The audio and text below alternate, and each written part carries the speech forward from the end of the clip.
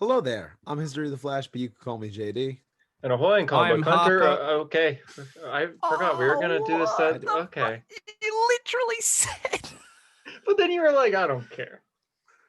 No, that's not what I. Oh my god. You said go second. I was going second, man. And welcome to A Hero Story, episode 124. Unbelievable. A Hero Story is a podcast where we talk all things comics. That includes comic book movies, comic book animation, comic book video games, comic books themselves. You name it, we probably talk about it. A Hero Story is a pretty fun show. I missed it last week, unfortunately. I felt pretty bad about it too. They, of course, didn't let me hear the end of it. We're sorry, JD. It's unbelievable. I feel like this is this moment right now is the quintessential like a hero story 2020 2021. This is the show now. Is everyone about to introduce themselves and someone over? Have you ever played that game? People play it in school where it's like you both say like bang at the same time, but or like you count upwards. Like one person says one, and then another person has to say two. But if two people say the same number at the same time, they have to sit down. Oh yes, I know what you're talking about now. That's exactly what this podcast is. It's JD going, I'm History of the Flash, and then Hunter and I both at the same time be like, I'm Harper, I'm Hunter, and then it's just like chaos. I'm so sorry, by the way. I feel really guilty about that. Because before recording, I'm just like, Harper, you can go second. And then he literally said, well, I don't care. So I thought you meant like, no. So I'm Australian, dude. It's not that I actually don't care. It's just in my genetics to go, yeah, whatever. I don't give a shit. All right, fair enough. Listen, the podcast is interesting that I feel like when I'm like in charge of running the ship, it's pretty tightly run. And then when I'm not here, things go a little wild. Last week's episode was interesting. There was a lot of JD slander to my name. To clear it up from last week, they mentioned that I hate digital comics. That is an absolute lie. I like digital comics. I think that digital comics are a great way to read. There's nothing like waiting for a doctor's appointment and you're like, oh man, I didn't bring anything to read. Well, better pull out the phone, impulse number 67, and I'm just like flipping through. It's great. And I think that it also is a cool way to represent panels, because sometimes when you're reading a book and there's like a big surprise on the right side, like, you know, you flip the page and you see it before you even get to the page. Digital, that's not a problem. You go panel by panel. So guided reading is really cool. While I prefer a physical copy in my hands, you know, I prefer to hold a book, not this book, of course, but you know, I do prefer to hold a book.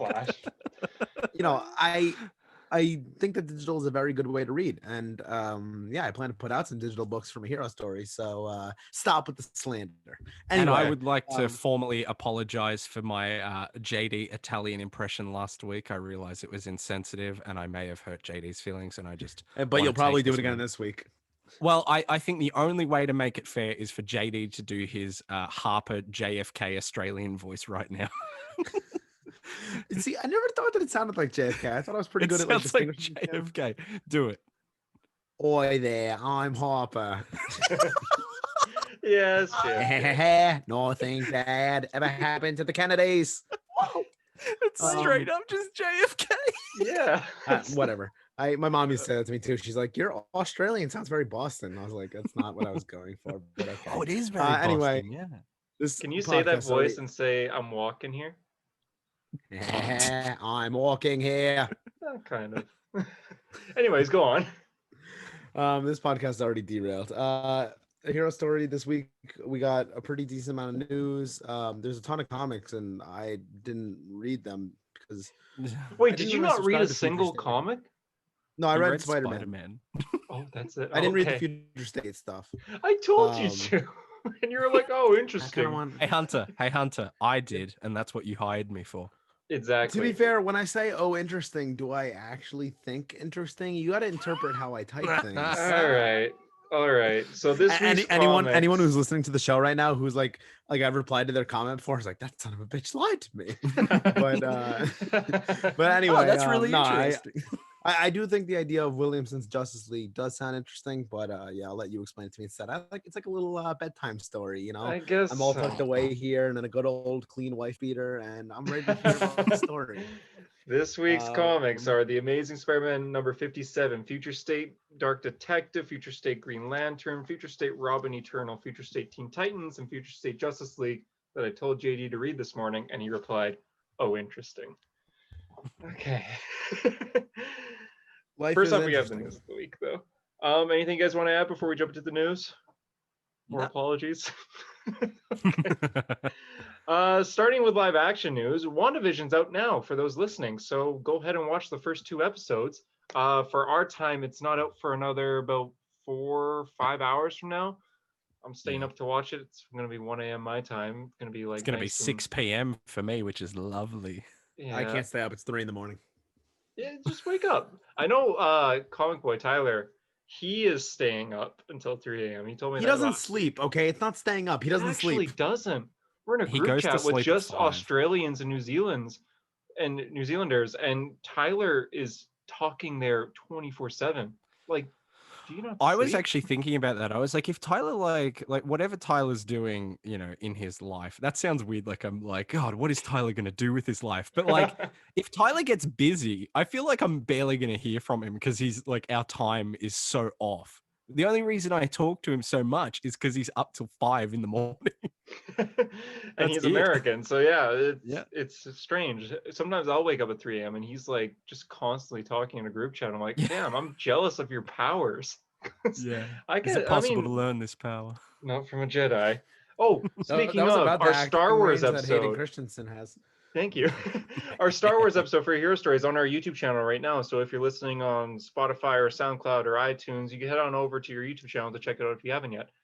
Thank you so much. We've gotten over 500 views in 2 days, which is it's ridiculous. I'm so annoyed that the thing that has done the best is the one that I dropped out of twice.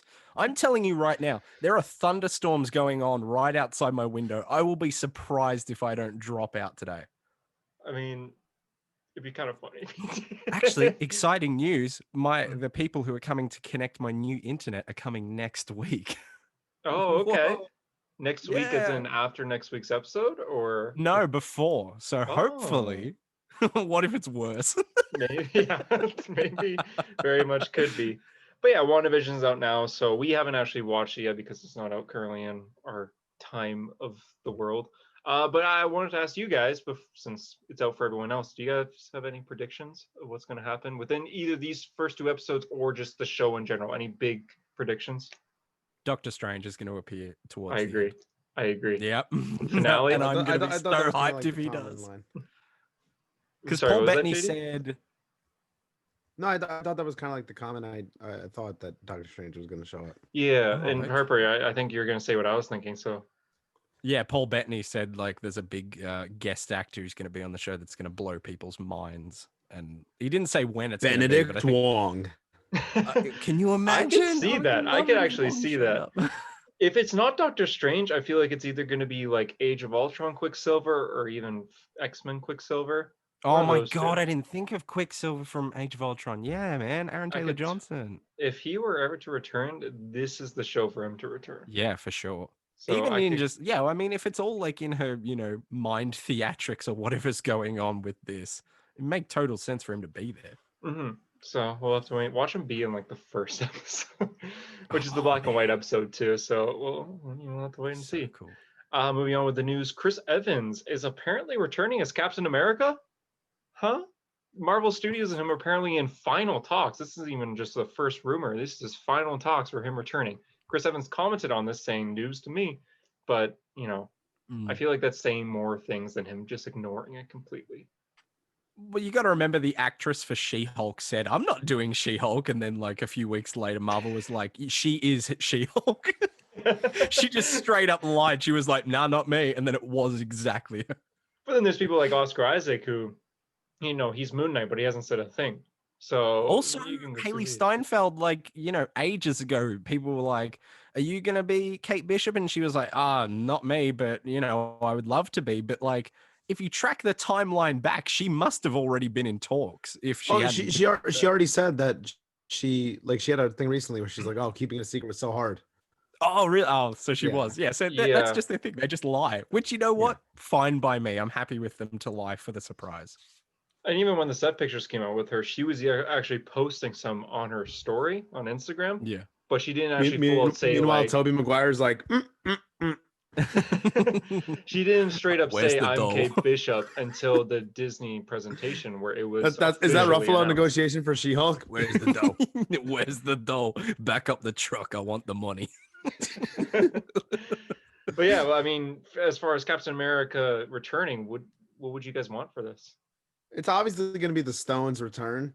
I'm curious how he's going to inject that into Jane Foster. Is he going to like shoot her like? Yeah, does he just have like a needle with like the red Infinity Stone just stab I guess he her just in the throws back? it at her and hopes. Stabs her in the Let's hope that works. Time travel out. Oh, I didn't even think of that. Yeah, wow. Oh my God! Someone just stabbed Jane Foster. Gotta go. I think end of episode 1. That'd be cool if there was like 6 episodes of just kept going through. It'd be awesome to see Yeah. him but see Red Skull again and have just a conversation with him. Oh my God! Of course. Of Yeah, because course. he would have to. Well, what's he have to do? Of Like, course. go pick up Nat's body and bring her back up. Oh, bro. See if CPR. But there's 3 Oh. possible things that could happen. I think it's either the Stone, which would be a great Disney Plus show. The main rumor is that he's going to be having minor roles in some movies as a supporting character, kind of like Iron Man in Spider-Man: Homecoming. Kind of see that. Maybe as old man Steve, or we get young Steve again, time traveling back to the present. Like, I'm back. I feel like that's kind of like I can either see old man Steve or the Stone story. So either or his stories, or him living with Peggy like in the 50s and 60s. Like maybe he tried to stop the JFK assassination. Maybe he bought Apple stock. Oh, Who maybe knows? they could film it like an old Bought TV Apple show, stock. and they could be like they are an unusual couple, something like that. They should do. No, that's a great idea. It's like him and Peggy, but then like every episode, like one is kind of 50s themed, and then one is like 60s themed, and it's like an old fashioned TV. That would be cool. They should do something like that. That would be really cool. Marvel, I hope you're listening. Yes. Kevin Feige, CEO of Marvel, is just listening. Feige, for God's sake. Yeah, I was gonna say, have I been pronouncing it wrong? He was Feige. listening, but now that I pronounced his last name wrong, he's like, well, I'm turning off. He the just podcast. left. As Yeah, well as the rest of our listeners he are did. turning off the podcast at this point. Kevin Feige was actually in the news a lot this week because during this past week there was a huge online press conference for WandaVision, and he was a big part of that. And since this wasn't all busy on the red carpet, you got to ask a question, get your answer, and go. A lot of people asked him big questions here. First, when he straight up confirmed, people asked him, what's the plan with Deadpool? He did say that Deadpool 3 is actually going to be in the MCU, and the script is already halfway done. Ryan Reynolds has already been looking through it. So he just confirmed that in an interview straight up. And Ryan Reynolds even commented saying, yeah, it's true. So Deadpool 3 in the MCU. Yeah. Yeah, Didn't good, we know I this? guess. Like, I suppose, but it's just like, I mean, I can't believe people were so dead set on like, it has to be R-rated in the MCU or it's a bust, like that matters. It doesn't need to be. It's a cool little thing that it is, and it'll be very dynamic for the MCU to like do something, different, like that's not family friendly. But at the same time, like you could cut all the violence from Deadpool 1 and 2 and miss pretty much nothing. Like it's not that essential. People were crying, man. They're like, it has to be R. It's like, does it? Yeah. Name your favorite R-rated Deadpool comic book. Yeah, right. They're all PG-13, pretty much. I think there's a few that are like 18 plus, but most of them are PG-13, and even as that's like are all the PG-13. joke too. Yeah, I know. It's like literally the joke. Is that he's in a PG-13 thing. So I think that would have been fine. I'm okay that it's R-rated. Like I'm not against that in whatsoever. It's totally fine, and it's cool that he is returning. But I'm not a Deadpool fan that much. Do you think it's going to be in continuity with the other ones, or is it going to be like a, he's blipped into the MCU and then he goes a different path kind of thing? Yes and no, because you have like people like Cable who was Thanos. I understand that it is the same actor but completely different because one's CGI in the end. But yeah, I don't know. I feel like it won't reference the first two. Maybe Deadpool will make some jokes about it, like breaking the fourth wall. But I can't see it being like, oh, you can't watch Deadpool 3. You got to watch the first two before watching 3. Like, it's not like that. So it's like that'd watching be so Civil funny War. if he blips into the MCU and he's like, dude, Deadpool 1 and 2 aren't canon anymore? What the hell? Yeah, like that'd be funny, something like that. Yeah. Or even if you can still say they're canon just because, Deadpool 1's his origin story. But just make it like you don't have to watch these two movies to get 3. You don't have you do have to watch Infinity War to get Endgame.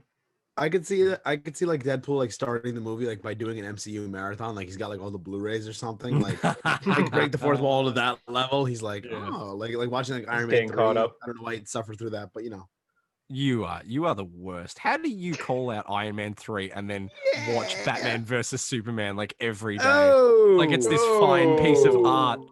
God. Okay. It's not that bad. Says Hunter with his stupid Batman versus Superman tattoo. Get the hell out of here. Are we walking? Are we working here? Jesus. Good Lord. I don't know. I'm happy for Deadpool to be returning. I'm sure Rob's really excited. Rob Liefeld is like freaking out right now because he did the whole Twitter rant. Maybe he'll even unblock you. Yeah, maybe. No, that's not happening. No, not gonna happen. That's a story for Timmy's Talk, probably, because I don't know if I said it on here. Kevin Feige has also come out and to talk about Spider-Man 3. People asked if he had anything to say about the rumors or anything like that. Obviously, he couldn't really say anything, but he did say that most rumors are shockingly true, while other rumors are very, very wrong. But he didn't comment on which is which. But apparently, some rumors. He just said nothing. He pretty much just said absolutely nothing. Well, I'm sure he's like scrolling through Twitter and you see someone like, "Oh, Tobey Maguire's in the movie." He starts sweating. and then they're like, Jamie Foxx Electro is going to be in the movie, and he's like, "Oh, all right, we're good." Well, that one's the one that's actually true. You reckon? Supposedly, yeah. I think it has to. The fact that he was like talking about it has to be. Yeah, the Jamie Foxx. Because he went, "Yo, I'm coming back," and then he was just like, "Oh, I was just kidding. I'm not coming back." It's like, no, I'm pretty sure you. Not even that. He's just like, "I'm coming back. I'm not gonna be blue this time." I mean, what? No, what? I mean, they're making a new Spider-Man flick. Are we making a Spider-Man? Not too much to say on that. Going on with Kevin Feige, this is actually a really funny interview. Someone asked him about the Defenders and just Daredevil and the Netflix characters in general. They asked if he will, if they will return, and he said that he's been in the industry so long never to say no to anything. Yeah. Like he always just wait. If he doesn't agree with something, don't say no. Just wait to see what fans think. And then when someone did say, "Oh, well, Charlie was a really great Daredevil. A lot of people were fans of him. There's a whole Save Daredevil movement like 2 months ago. Do you think he could return?" And all he did was nod for probably like 6 seconds. He didn't say anything. He just went. Yeah, he was dead silent. It was so funny. It was like he didn't hear it. He was just like nodding in silence. Yeah. It's like, very seriously too. Yeah, no smile, anything. And then the guy's like, "Okay, well, moving on. What's it like having Paul Bettany back as the Vision?" And he's like, "Oh, that's pretty." He just got right back into it. It's like he's like an AI, and like for a minute he was like bugging out, like he was buffering, and he's like, "That's so what it was like." That's exactly what it was like. Like he wasn't expecting the question, and he just froze, and he's like, "If I give an inch, they're gonna take a mile, man. I don't know what to do." He was like rocking in his chair. But I gotta say, I worship at Kevin Feige's altar, so I have full faith in him that he'll make the right decision. I mean, well, if he says Charlie's not returning, that's not the right decision. I agree, but at the same time, if that happened, I imagine, like, if Charlie Cox didn't come back, people would be like so pissed off, and then Marvel would probably cast like an as good actor for the part, and then people would still hate it just because it's not Charlie Cox. I'm the kind of person where I'm open to it. Like, it's fine to me. Would I like Charlie back? Yeah, of course, because I'd like that continuity to be continued. But at the same time, like, I'm not against it. Like, I think it's silly when people are just like, "That's the stupidest." I mean, how many times have we seen that with Batman? Like, you have a Batman run, then you cast a new Batman. Everyone loses their shit. And then it comes out and people go, "Oh, I liked him as Batman." It happened with Ben Affleck. I mean, we have our disagreement. Well, I have my disagreements with Batman in the DCEU. But people like just lost their mind, like he was the worst thing in the world. And then the same thing happened again with Robert Pattinson. They were just like, "Oh my God, the dude from Twilight," ignoring like the last 10 years of movies. And then the trailer came out and everyone went, "Oh, this is the best thing ever made." So like, it's silly. I think just give it time. People need to just take a step back and just have faith. Because like, when has Marvel steered us like horribly wrong? I know Spider-Man fans have their problems. So if you're a Spider-Man fan, shut up and stop listening to this. Outside of Spider-Man fans, where has the MCU really steered us horrifically wrong? Yeah, no, I see. Well, nowadays, especially. I feel like nowadays. Yeah, like, I mean, Thor in Endgame, maybe, but at the same time, Thor's getting another movie, and I guarantee he's going to be cool in it. You know what I mean? What about Mark Ruffalo's Hulk? Hey, I don't take no slant on this podcast, buddy. Wait, Mark, you actually enjoyed your role in Endgame? I thought it was brilliant. You know, the best part is that He turned wasn't into Stan Lee. CGI. I turned into Stan Lee for a second. Guys, I have to come clean. Peels off the mask. I'm actually Stan Lee this whole time. Oh my god. It. Mark, have you ever actually talked to Ed Norton? Yeah. Once at a strip club. It's actually fitting for both of you. Like, what did you guys talk about? I'm actually curious. It would be better for Timmy's talk, I think, coming soon. All right, yeah, Mark Ruffalo's going to be on Timmy's Talk. That's exciting. Because you know, yeah, of course. How like usually it's pretty much only the Batman actors are kind of giving advice to like the next Batman. Like Christian Bale did that, and Michael Keaton did that. I loved that comic. The next Batman, that was a great issue. So I'm just curious. What did Ed Norton tell you about being the Hulk? Yeah. What did he tell? Oh, I don't know. We were on heroin the whole time. Makes sense, yeah. Now I kind of picture both of them just like passed out, like yeah. Bro, you were Hulk and I was Hulk. That's crazy. Meanwhile, Ed Norton's like, and Terrence Howard too. Nice. Very well done. I have a Hulk story. I'm actually going to save it for Timmy's Talk. Timmy's Talk. Yeah. This is all promotion for Timmy's Talk. Yeah, basically. Well, see Timmy's Talk, our talk show coming to you to a Hero Story YouTube channel. Those are little teasers. Those are little sprinkles. Maybe a week. We don't really have a plan. No, we don't. We'll see. Whatever I happen to drop into the group chat. Yeah. It's when JD's not at the gym. That's when we'll do it. No. Jessica Jones is not. Oh, sorry. Daredevil isn't the only character who's heavily rumored because he is heavily rumored to be Spider-Man 3. Which I have to say, if he's not in Spider-Man 3, I'll be a little nervous as a Daredevil fan, of like a live-action Daredevil fan, especially. But Jessica Jones is also apparently super rumored. Is that a phrase? Super rumored? Super rumored. Super rumored to be in She-Hulk. This is due to someone posted this rumor about 4 days ago. This person doesn't have the best track record, so a lot of people were just like, "Oh no, it's not true." Saying like Jessica Jones will be in one episode of She-Hulk, but the one episode is directed by Kat Corio, who is the actress of Jessica Jones's best friend. So that's why people are like, they post on social media all the time together. They're always talking. So the fact that Kristen, who's the actress? Kristen Ritter. Yeah. No. Kristen Stewart. No. Kristen I did Ritter. at first. Jessica, I'm just gonna say Jessica Jones, the actress who plays Jessica Jones. I told you the name. Yeah, well, we'll see. Kristen Ritter. It is. We'll see if that's correct. In a She's from Breaking Bad as well. Don't you test me, fool. JD's literally googling. He's googling. Watch me be correct. God damn, this is just absurd. Just take me at my word. What did you guys? It's Kristen Stewart.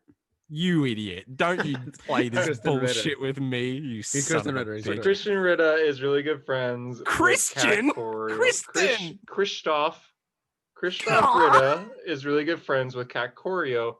And because of that, Christoph and Kat might be talking right now. And so they, she could be like, hey, I was in the MCU kind of. Maybe you could put me in She-Hulk. And then Kat will be like, oh, hey, that's good perf. So this is Krishna coming in to be a part of She-Hulk. So that's the news. That's not all the news of the week, but that's the news of the week that we got from more so the MCU.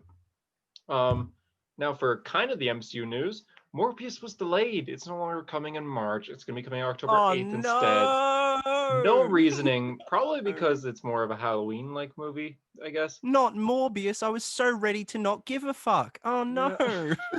So it's going to be Harper meme of the week right there. That's actually a good one. So yeah, it's gonna be a while before you see Morbius and that Spider-Man PS4 loading screen graffiti. A few months until you see that. This movie's gonna be a mess. It's funny because they showed Michael Keaton in the trailer because it's the only thing that interests people. The fact that it could possibly be connected to the MCU makes it more interesting. It's but gonna still, be so funny. Hey, Stan Lee, when you were creating Spider-Man in 1963, did you ever think that Morbius would get a movie one day? Wait, why are you talking to me? I'm Harper. Who's Stan Lee? Oh, Marvel Comics creator Stan Lee. Yeah. What about Stan? Didn't he pass away a few years ago? It's been a few Yeah, years. no, dude. No, I'm so sorry to tell you. No, I mean he was a legend in his field. I think everyone respects and adores Stan Lee, but absolutely. he's I not on met the him podcast. twice. It was yeah. my Hunter met him heroes, twice. really. I was personally best friends with him, and I probably met him way more than Hunter did. But yeah. I know. I'm jealous. It's my computer background actually on my other laptop. I guess I can't really move my camera. It's actually you and Stan Lee. Oh, you mean me, Stan Lee? It was such a long draw, and I was so ready for it the whole time. When I created whom? Spider-Man. Sorry, when Jack Kirby and Steve Ditko helped you make Spider-Man, and you were doing. No, I made Spider-Man. It was all me. Yeah, what about when I created Spider-Man by myself with no help? Do you ever think that Morbius would take off? Well, I'll be honest. A few years ago, they told me, Sony came to me. They went, "We're doing a Morbius movie." And my first question was, who the fuck is Morbius? I just kind of love the idea of Stan not knowing who Morbius is. No, I love the idea that Stan Lee just A, doesn't give a shit, and B, doesn't know anything. He's like, who's Spider-Man? I don't care. Sony came to my door. Where's my billion? Some man knocked on my door, and I'm like, who is it? And they reply, it's me, it's Sony. Oh no, it's Avi Arad again. Oh no. The kids love Venom. Stanley, I have to say, you're one of my heroes, but the other day, my good friend Harper, he sent a picture or a video of him, of your Ant-Man and the Wasp cameo. Oh my god, outtakes. It's the best. It is the funniest thing in the world. Now that I think about it. No, that's the one that's in the movie. Oh, the one that's in the okay, because I know there's a lot of outtakes. The one that's in the movie is when his car shrinks and he just goes, "Well, the '60s were fun, but now I'm paying for it." Oh, that's hilarious. It's the best one ever. It's so funny. He just freezes too when he goes to open the car as a shrink. It's just the funniest joke. It's also probably the least PG like Stan Lee joke too. And it also further pushes my your sleazy Stan Lee. Like it pushes it further. That he was on. Yeah, that must be the Las Vegas story. On Tyler's, I think Tyler's favorite one was just the outtake where the car shrinks and he goes, "My sandwich was in there." Apparently he just did like a bunch of them, and like Paul Rudd was like, "We didn't know what to pick. They were all so funny." Stanley, what a legend, and he knew man. them apparently like right away. They're just like, "Can you read this line?" He's like, "Yeah." In action, and then he'd say, "It's like, can you do this one now?" He's like, "Yeah." Because all he does, he has to freeze in that pose. I'm gonna have to watch this YouTube. Yeah, there's like I'm gonna have to watch this YouTube video while you guys are going over the comics of the week. It's a feature. It's a behind the scenes feature on like the Endgame Blu-ray, but people have just uploaded it. And he did like 10 of them or something, but I think the one they picked is the funniest. It's so the 60s were fun, but now I'm paying for. I'm paying for it. Anyways, the last bit of Marvel live action news is there was a toy leak for Falcon the Winter Soldier. Yes. Slight spoiler. It's not a character spoiler, it's a suit spoiler, but we see Falcon's Captain America suit. This might not be true, but if it is true, it is very comic accurate. It's like so cool. It's literally Sam Wilson's comic suit, but on an action figure. And it's to promote Falcon the Winter Soldier. That photo, I don't know, to me, like you don't Photoshop that for a toy box that well if it's not real. Yeah. Yeah, like it looks like official promo. It's like the Eternal was way stuff. too good.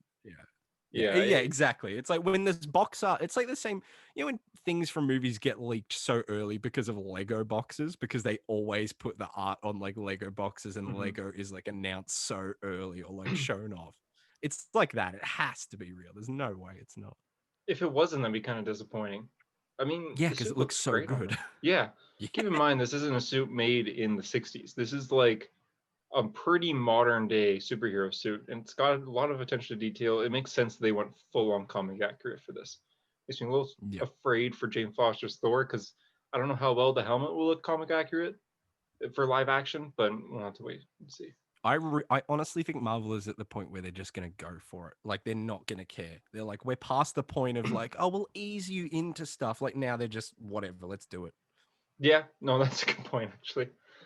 Now there's quite a bit of comic news this week, starting with Miles Morales got announced that he's getting his own Clone Saga. Why?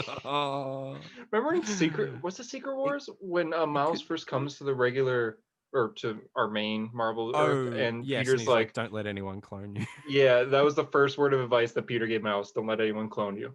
And now we're having the Clone Saga, like, what, 7 years later since Secret Wars ended? 6 years, I think. 6 years later. Why? The Clone Saga for Spider-Man is, to quote JD, "This is not good." It's not. You love that quote. I do. Yeah, I think it's really funny.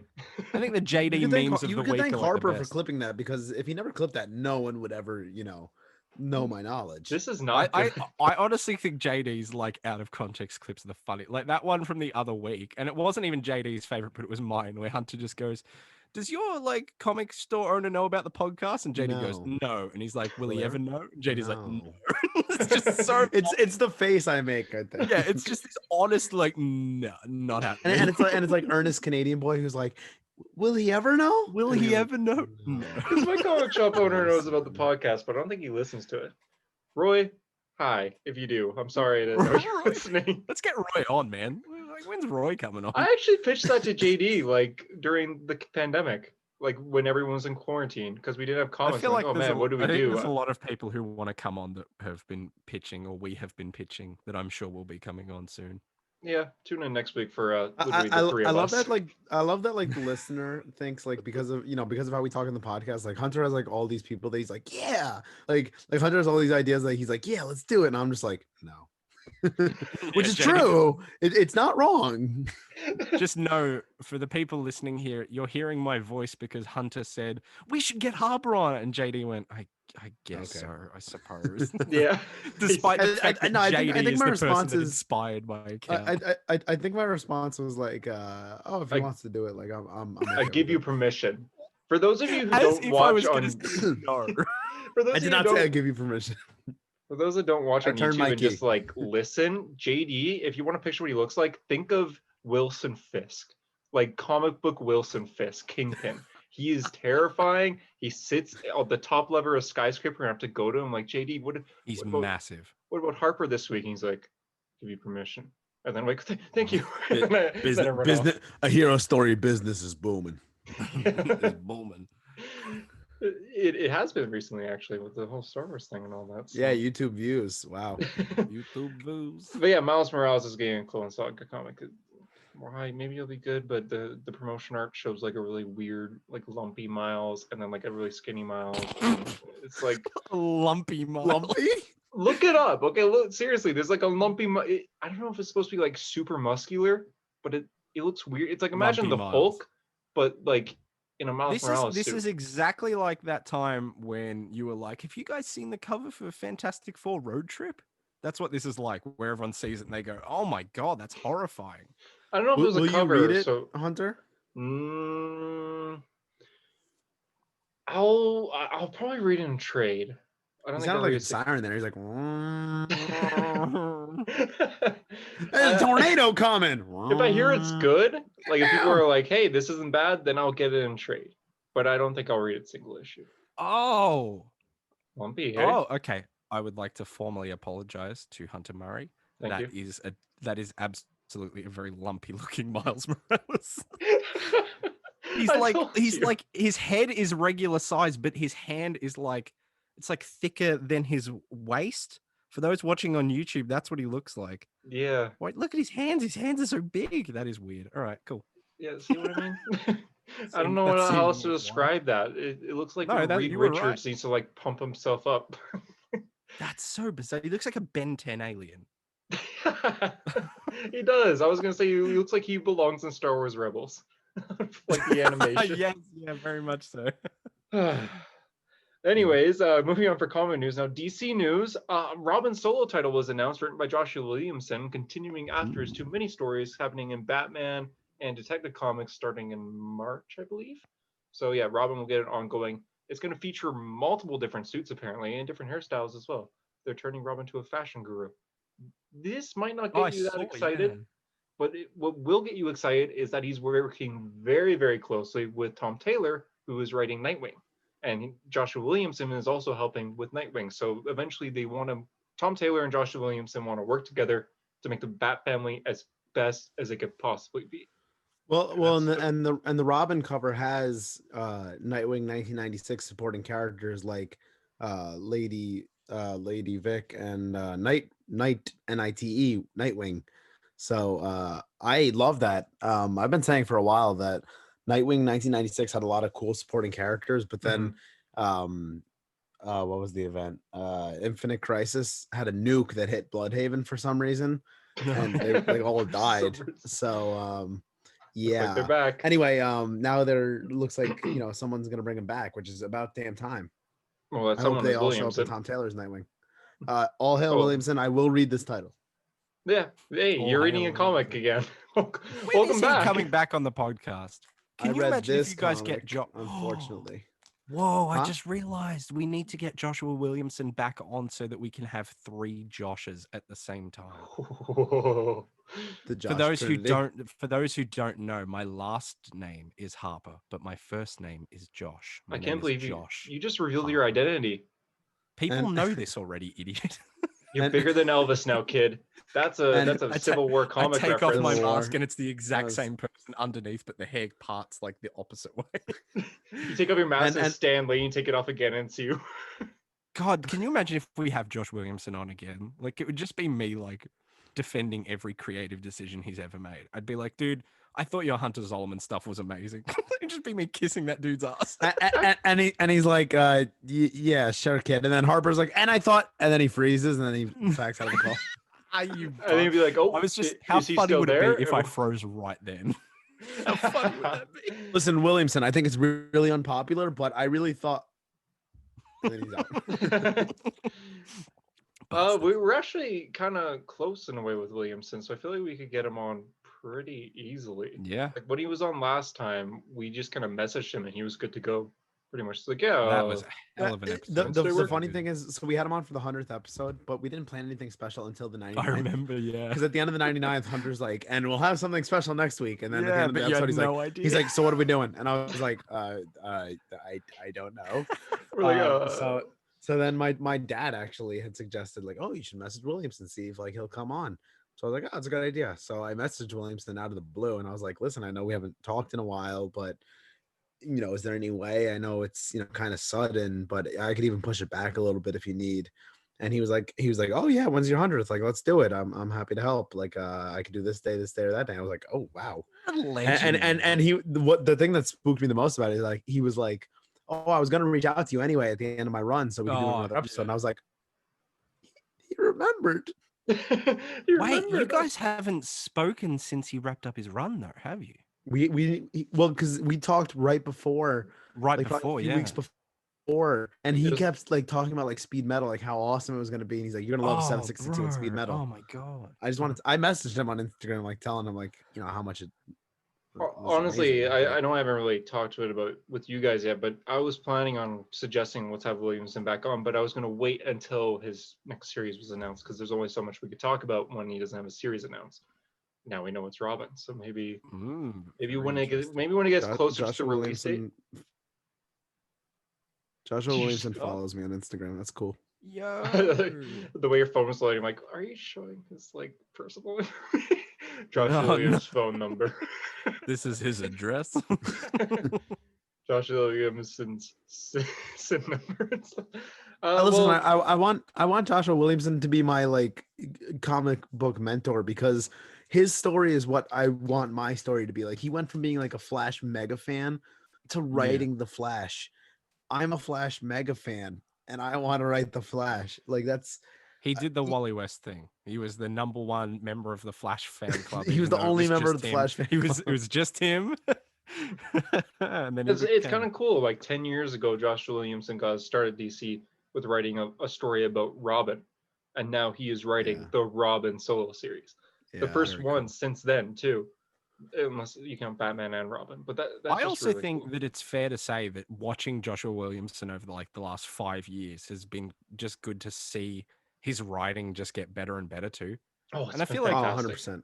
like I don't know, obviously I don't know how he would feel about it, but I feel like even he would be able to like track the fact that he's like, man, I started here and now I've ended up here and I'm like so much better for it. And it's like, that's cool to not only grow with the series, but grow with a writer as they become better. I think that's cool. That Josh, is come on really the show, awesome. dude. We were talking to him last time about that in the interview with like, looking back at your Flash run, like now that it's almost over, like, what do you think, like how are you gonna view it? And he said, like, obviously he had like such a blast on it, but like, yeah, like he's always gonna look back and be like, wow, like this is like a whole story, like it's such a long run too. And yeah, it's just talking to him about it was like so cool. Like my dad, both my parents actually listened, and they said like, oh, we could tell you were like smiling, because that was before we were just audio. They're like, we could tell you were smiling, like based on the way your voice sounded. And it's true, I was smiling the whole time. Like it was a blast. It's so much fun. And it was before we did video. I hate that because we were on video talking to him. Yeah. But then we uploaded it. And you were talking about like his setup and everything as well, right? He is surrounded by a library. Still the coolest thing to me was the first time we did the interview when we were both like nervous children, and he's on there and he's like, yeah, so this is my copy of Flash 123, and just pulls it out, and I'm like, oh man. And he's like, yeah, I really want to showcase 4, which is first Barry Allen. He's like, yeah, I just want to own one. He's like, Jeff used to own one, and yeah, I got to get one. I was like, oh my god. That's awesome. Can we be best friends, please? We'll have it on again, probably closer to the Robin release, I'm sure. I'm sure we'll message him around then. Going on with the news, Tim Fox as the next Batman is also getting a solo title, but it's going to be a mini series. It's going to be called The Next Batman Second Son, and it'll be kind of like an origin story leading to Future State, The Next Batman. I don't know when this will take place, because I think The Next Batman takes place in like 2025. So it's kind of weird that we're getting a solo series already. Yeah. That's interesting.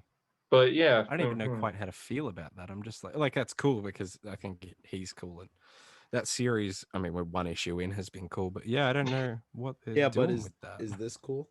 No, it's not. Stop showing the JD, Flash Future State. This is the only issue I have next to me, so I've just been keep referencing. You know what I enjoyed? I really enjoyed ranting last week. Was it? I don't even remember what day is it. Ranting about the Future State, the Flash, and then just like, because I ranted for 3 minutes straight with like no interruption, I just clipped it and posted it. That's what you have to this week. Maybe if you hated one of the comics, I don't know. Yeah, easy content.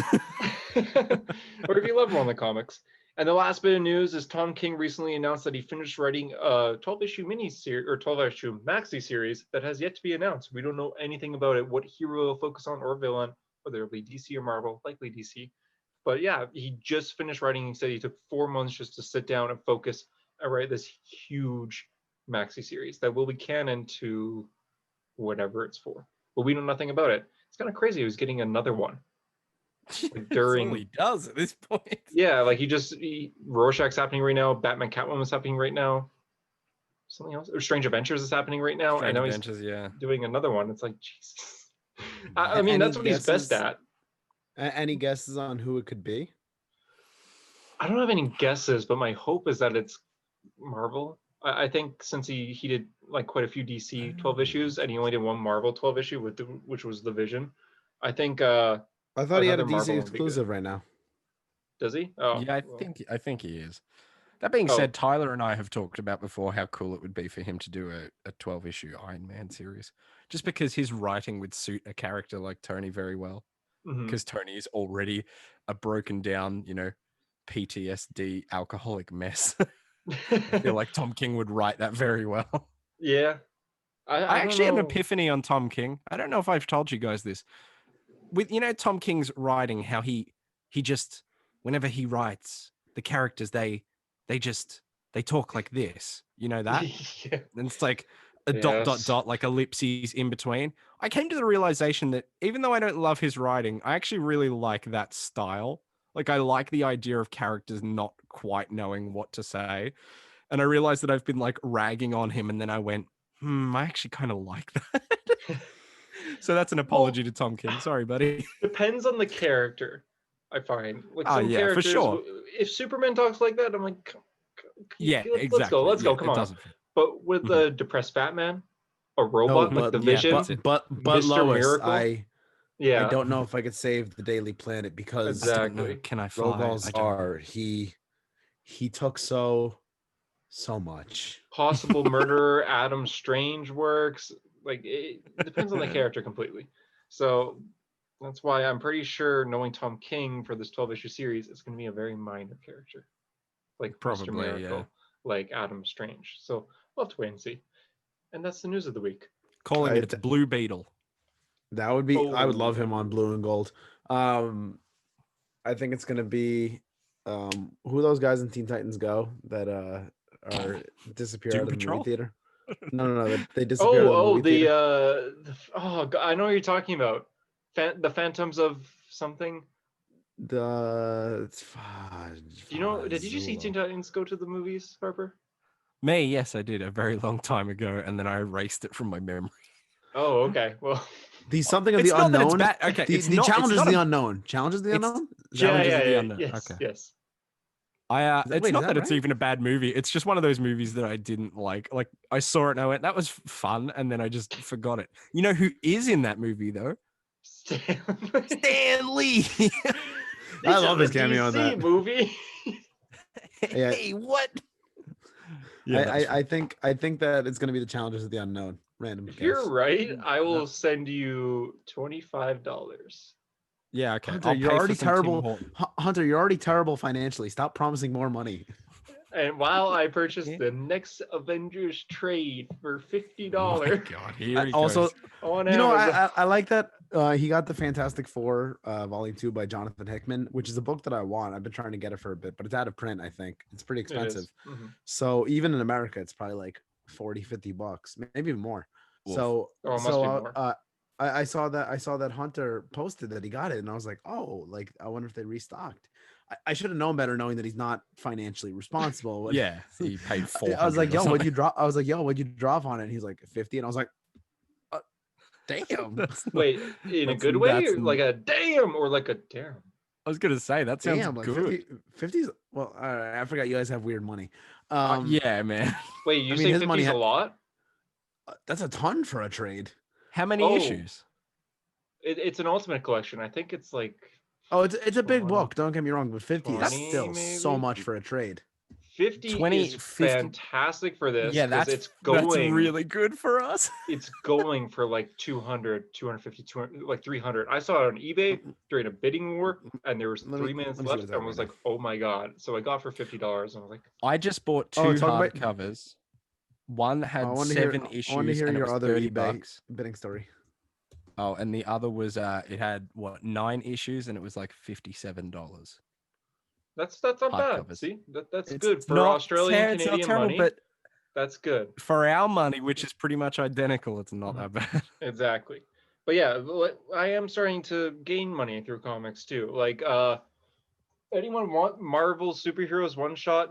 It's the first one shot ever. I'll sell it for, I don't know yet, but if you're interested, message me. It is graded as a 8.0, and I want to use that money to get a different book. I'm selling Teen Titans 12. I have it. Say It's it, in Hunter, great condition. if you had any Iron Man ones, I probably would buy them. Oh, really? I know. I mean, Wait, I wait. do, Oh, really? but I'm Yeah. not selling it. Wait, are you? Is there actually an actual book that you have in mind, like to use that money for, or is this just like money to have?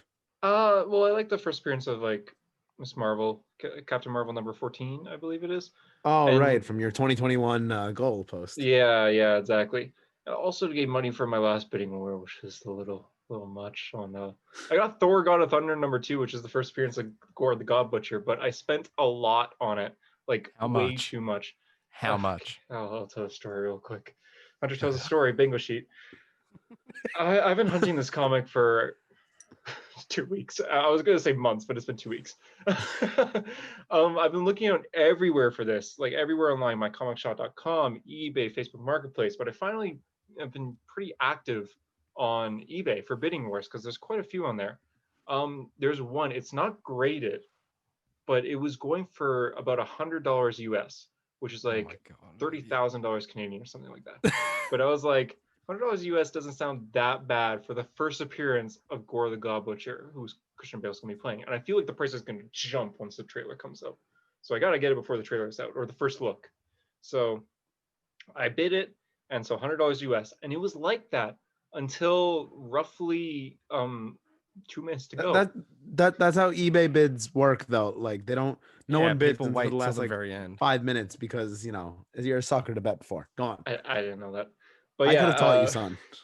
2 minutes to go, and I'm getting notifications like you've been outbid, you've been outbid. And I'm like, oh god, what's going on? And I look to the page, it's like there's 30 people watching this right now, and the count, like the timer's going down. I'm like, oh no. So I keep bidding, and then I'm outbid, and then I bid, and I outbid. I ended up winning it with 3 seconds to go. I was outbid, and I quickly just pressed a number and hit bid for $250 American, which in Canadian is quite a bit. That's like $340. I don't know what it is exactly. What are you talking about? You didn't. That has to be a joke. Maybe that is a joke. I thought you said it ended up being like $250 Canadian. 250. Yes, you're right. Okay, thank God. It was like as soon as you said like that's like 360, I'm like, wait, what? It was like 160 American, and then it was 250 Canadian, if I'm not mistaken. Okay. Yeah. So wait, it was $250 Canadian. Yes. What the fuck is wrong with you?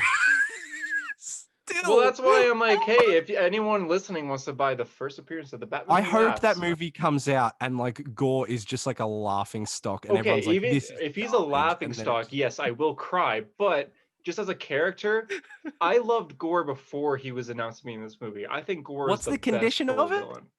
What's the condition? It's not a 9.8. It's not graded, but it's not opened either. Like it's in a bag and board, and he did close-ups and everything, and it looks in good condition. Christ.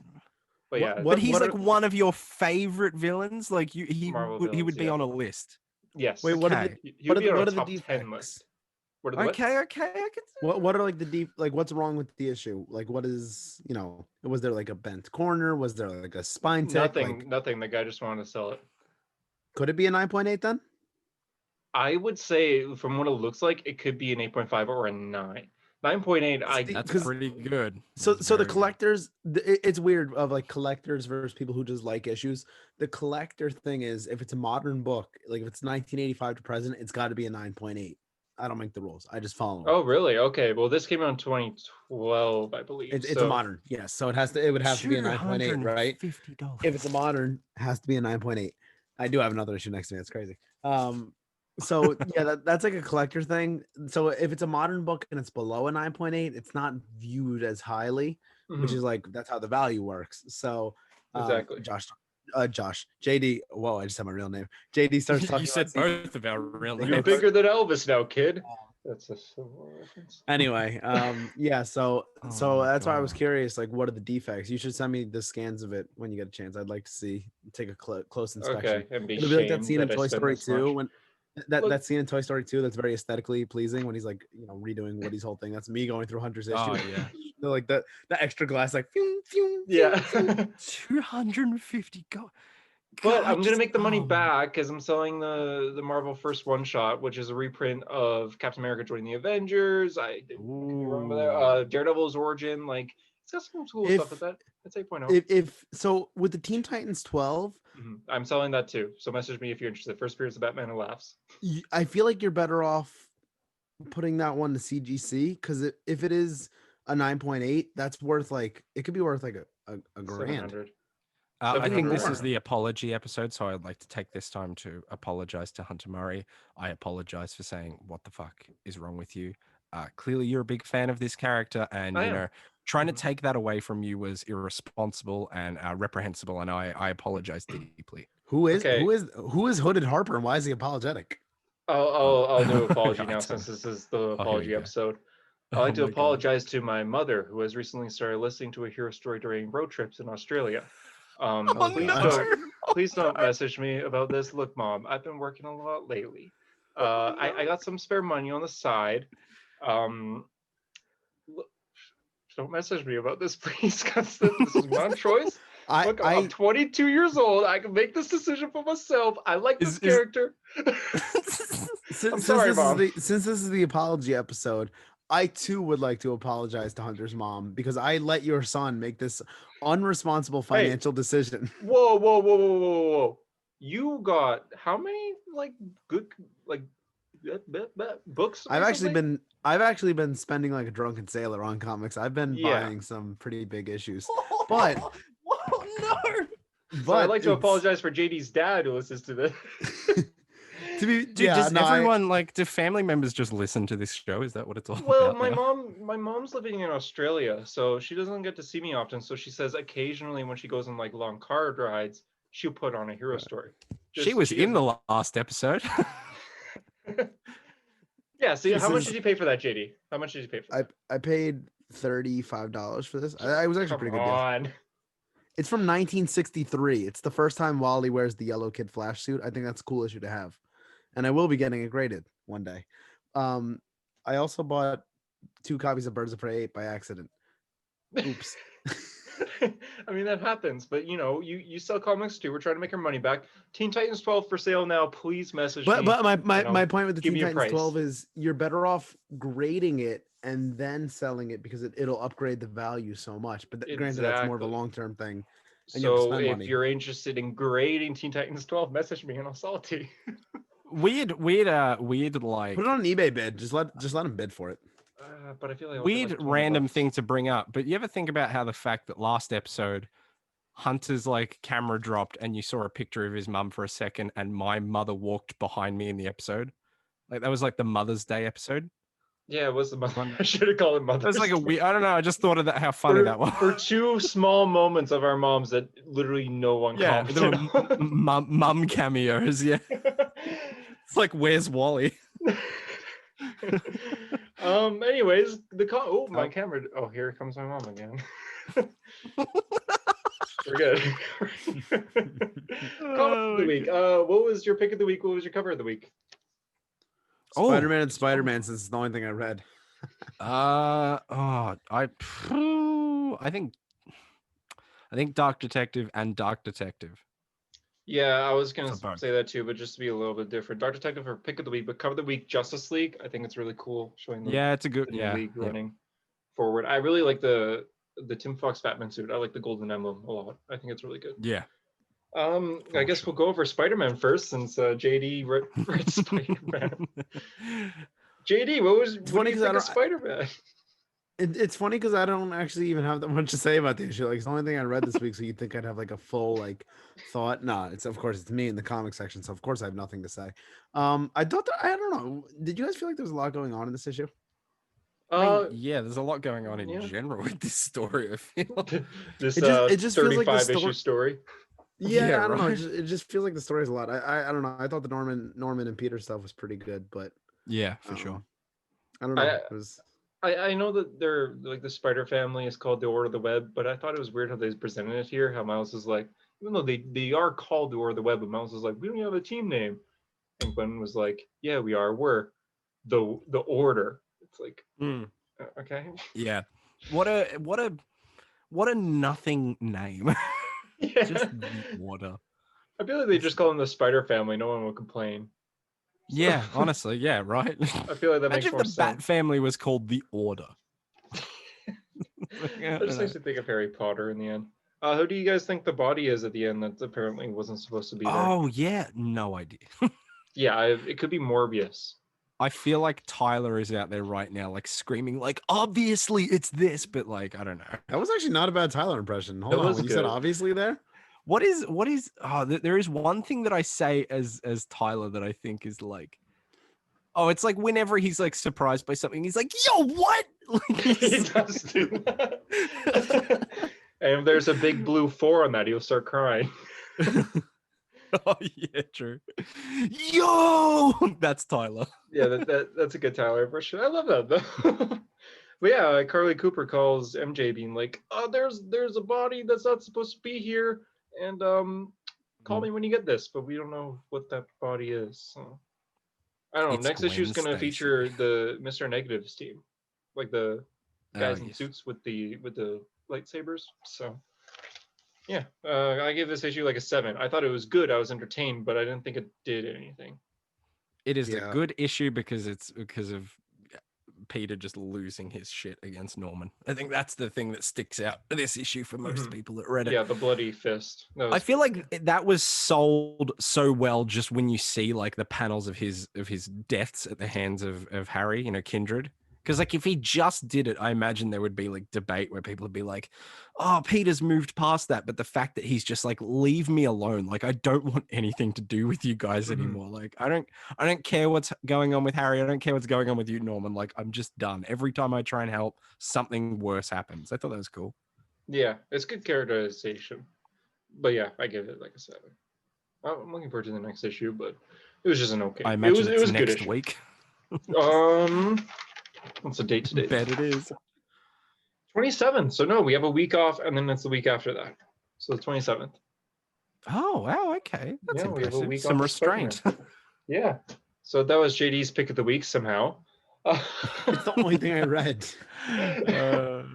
Should we go over the good? If you want me to talk about Frank Miller's Daredevil, that trade I've been reading, I'll gladly talk about that. I'm pretty sure we all read that within the last couple months too, which is good.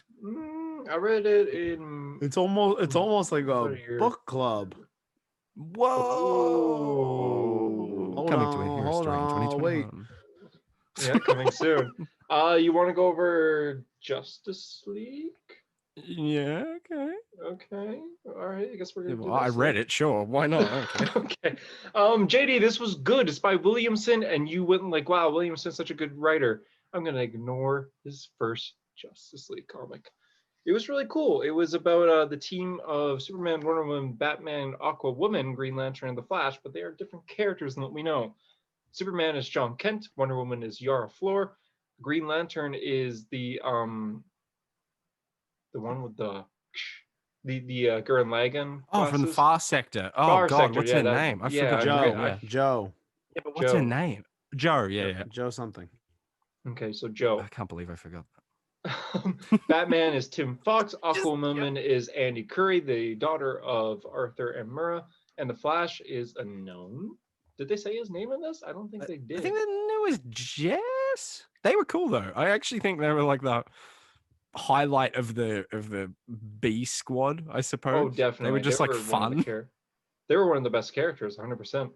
Yeah, like although JD, I mean, spoilers right off the bat, but like when the villains come into this, like the first thing that happens is they just vaporize the Flash, and I went, oh, okay, so dead like already. I thought they were actually dead, like it was gonna be this stay one is safe thing. I was like, man, that they built up this character and then they just vaporized them into dust. I'm sure that's not the case though. They're fine. Is this the first appearance of that Flash, by the way? I think so. Yeah. Damn, I might have to go pick up this issue because I have the first appearance of costume. The costume is so cool too. They have like it's like what? Oh my God! Still on his glove. Well, be careful with this issue. It's the first appearance of a character. Make sure you bag and board that one for the future. Oh my God, he's double gloving. You mean like how I bagged and boarded this? Yeah, I'm sure you're happy to have that. Bag and board Future State the Flash. Like, who cares about that issue? I beg and boarded. JD, you can talk about that from last week. You read that. Yeah, what are your thoughts? Okay, never mind. Go ahead. This is not covered it. Good. That's exactly what I said last week. I did the JD. Well, I did the Mark Ruffalo voice, and I went, "This is terrible." I knew it. It was really bad. I know him so well. You know the problem with the problem with Future State Flash is just it's very just not what anyone wants to read. I don't know. It's just like I don't know who thought this story idea was like especially after Heroes in Crisis. Like if Heroes in Crisis never happened, I could understand why they might want to explore this story. But Heroes in Crisis just happened, and you saw the fan reaction to it. Like it's yeah. It's also bold move, Con. We'll see how it pays off. Terribly written too. Like it just it's so poorly executed. JD, you didn't read Justice League. Hunter, did you notice who was on very briefly? They had a redesign. They were part of the Legion of Doom. You cut out for a second there. I thought you froze. Cobalt Blue. Cobalt Blue. Okay. Yeah. Cobalt Blue. That was crazy how he came in and went like Wally West is the chosen one. And you see Wally in the golden suit. I couldn't believe. Yeah, the golden suit from Emergency Stop. That was wild. Yeah. This was in Justice League? Yeah. He has like a full cowl again, so his hair's not there. You know the one from Emergency Stop with like the yellow like goggles? Wait. Deadass, you guys fucking with me? Look, it's cobalt blue. See? What the? Yeah. No, the Wally thing was fake.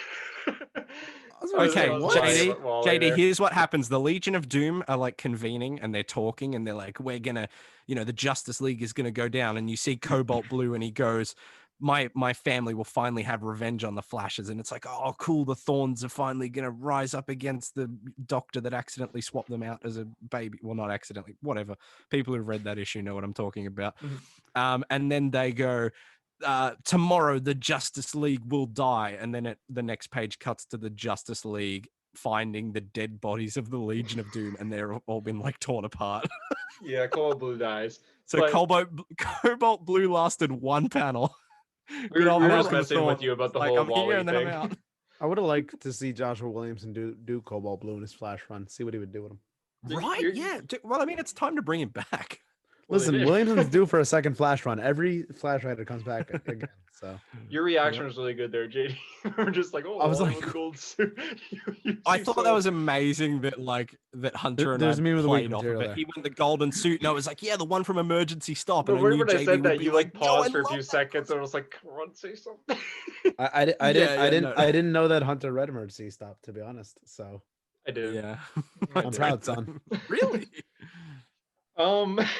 Anyway, new Flash is cool. Yeah, as far as Superman is actually Superman. John Kent feels like Superman in this instead of like the Superman. He's Superman in a way where he wants to be the legacy of Superman, while Yara Flor is more like we got to be our own thing. Well, Superman. So John's just like, I don't know. When I was a kid, like Bruce and Diana would come over for dinner to the farm every once in a while, but here, like we don't even know who Batman's identity is, which is very interesting. That the Justice League don't actually know that Tim Fox is Batman. Yeah. They just see him as the next Batman. So he's only friends with Yara here. Besides that, he's not really friends with anyone else. Meanwhile, Joe, she's kind of on her own. Tim is on his own. But she's the Flash like investigating the deaths. Yeah, the Flash and Aquawoman, they're like friends, and they have like a really good chemistry together. Where the Flash will go. I thought for a second maybe they were together. Honestly, I thought so too. It seems like they are like kind of getting there. Like they flirt a little bit. Yeah, so there's a scene where Andy, Aquaman, she's at her home and she's water timing her parents. So she's like FaceTiming them, but it's in like a bubble. And Mura and Arthur, they're in Atlantis, and they're just talking about how like they're proud of her for being on the Justice League and all that. And if they need anything, just let them know and they'll be there. But as soon as she hangs up, then the Flash runs in and jumps on her couch, and she's like, how many times do I have to tell you to be careful? You can't be spotted here, kind of thing. Like, oh, she has someone over. They just don't care. They're just like, parents aren't home, kind of thing. So there's all these rules that the Justice League have put into place, and you immediately see like half of them breaking the rules. Yeah, they're just like, we meet for team ups, and that's it. But then they're all like hanging out. It's cool at the start. You see like how they met. Like I want to see these stories. So their origin story is a lot of them just met during crisis events. One of them is Darkseid being controlled by Starros. I think that's kind of cool, like the star over the face, but it's New Gods. One of them was just like a bunch of monsters attacking, and then there's like a bunch of people just fighting in general. But it shows like these members, like you see Aquaman and Yara Flor team up, you see Superman and this new Green Lantern team up, you see Batman and the Flash team up. So it's cool seeing all these team ups, and then eventually they're like, hey, we're always with each other. We may as well have a place to stay, like communicate, be the next Justice League. They also talk about how like they're not going to be like the Justice League of old, where it's always a team. It's like they come together for things that matter, which is like, is that not already what the Justice League do? Yeah.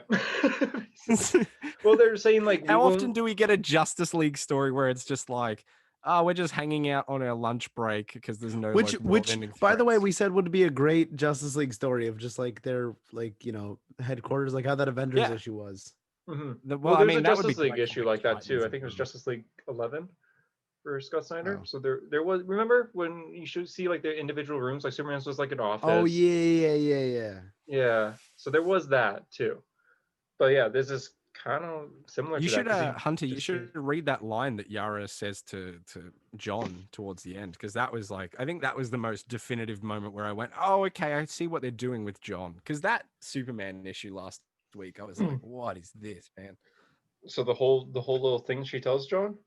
Well, she tells him, you know, about what Superman stood for, about being the man of tomorrow. Yeah, read that. Oh yeah, she says, "This isn't your dad's Justice League. Look, we did it. The world is saved. People are happy. Isn't that the most important thing? It's not easy or a done deal, but we're getting there. And the way we work works. Remember, Superman, your father was the man of tomorrow, but you've got to be the man of today." And then she flies off. Yeah, that's such a good line. Mm-hmm. Yara's such a cool character. Yara is very cool. I like her a lot. I'm so glad that she's sticking around after Future State. But yeah, it's really cool. The detective of this team is actually Green Lantern. So I think that's a cool idea where Batman's more of an interrogator in a way. Like he really uses the Batman's fear side to his full advantage. It's just cool. Yeah. I give this issue like a 9.8. Whoa, which is hopefully what this will be graded when I send it into CGC. Wait, are you actually sending it in CGC?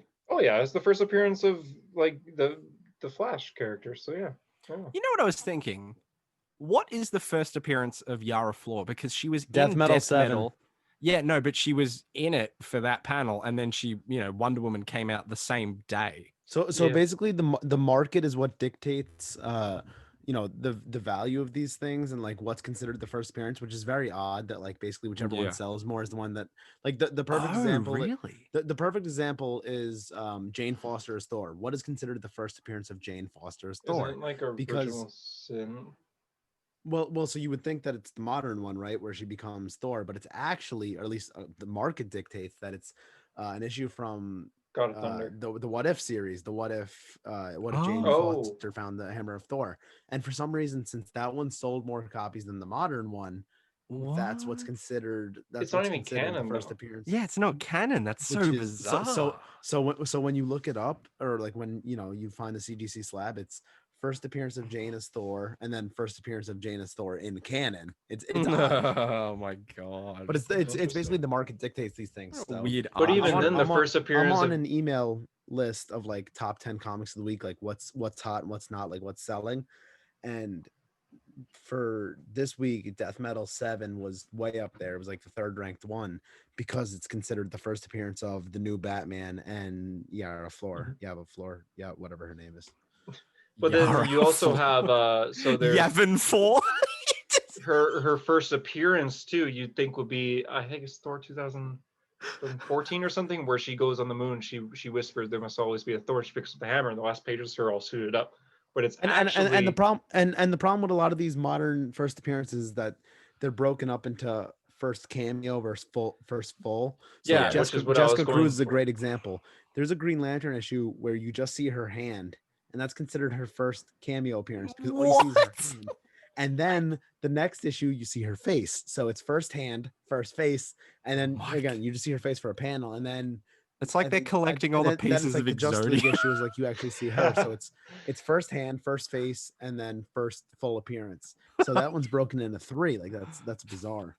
But then you also got like the Jane Foster as Thor. Her first appearance officially is technically a cameo, but you do see her full suit, and it's in Thor: God of Thunder, where Thor, in the future, Thor's granddaughters, they find a book about her, and they open it up, and you see her all suited up, and that's technically your first appearance, even though it's just a picture in a book.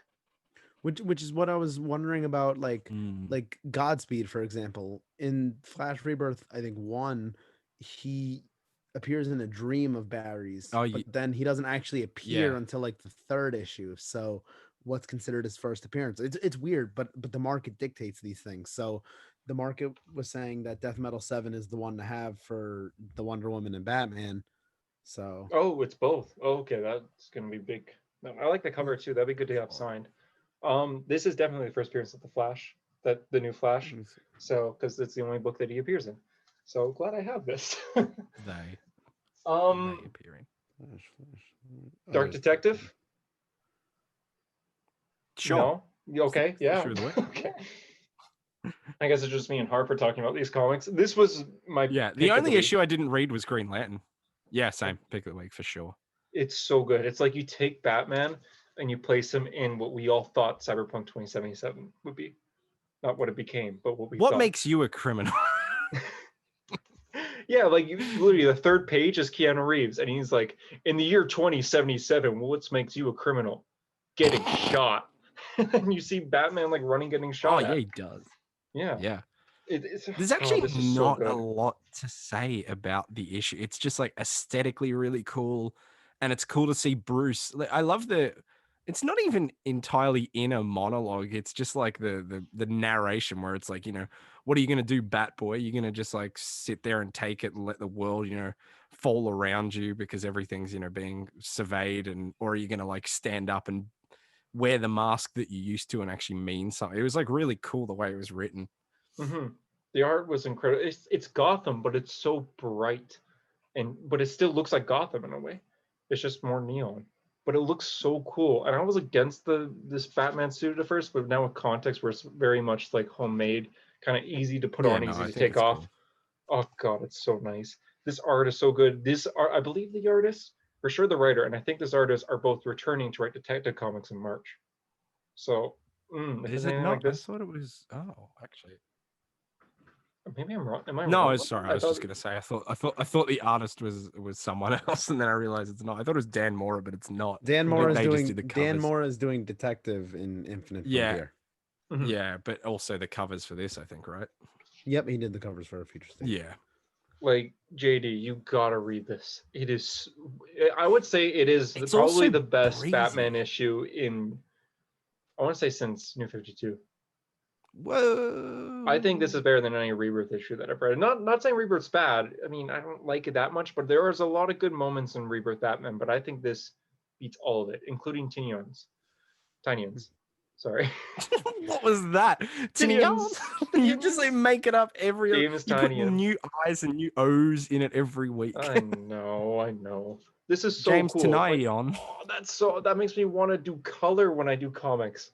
Like yeah, it's crazy. Like, that is so cool. Just him slamming on a neon sign. Oh, this is so good. And I cannot wait for it to continue in like 2 weeks, I think. I'm getting all nostalgic because I don't know if you guys knew this, but I got this last week. Did I tell you guys that?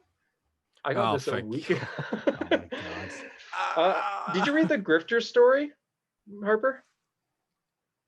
I started it because you recommended it. You said it was really good, and I was like, you know what, I'm reading this for Hunter. And I read 2 pages, and then I went, man, I got a lot of other comics to read, so I better read those instead. Okay, well, that's fair. I've got a lot of DMs saying you were right. Grifter's really good. Yeah, no, I don't care. I think Tyler said last week, he's like, you could not pay me to give a fuck about Grifter. That's how I felt. I skimmed it. I mean, I did skim it. I was like, oh, that's okay. I see what's going on here. But like, yeah, like I thought I probably read more than 2 pages. I read like that bar fight, betting casino, whatever they were in, like scene. That was like, what, 5 pages? It seemed fun. It was very fun. He was being a smart ass. I liked him. I liked him being just like smart ass guy who's just like, can I still pay out? And they're like, no. It's just like a funny, like kind of like duo, because he's for the most of this he's with Luke Fox, who is retired from Batwing. He hasn't put on the Batwing suit in years, and so he's basically, oh god, this is like Civil War.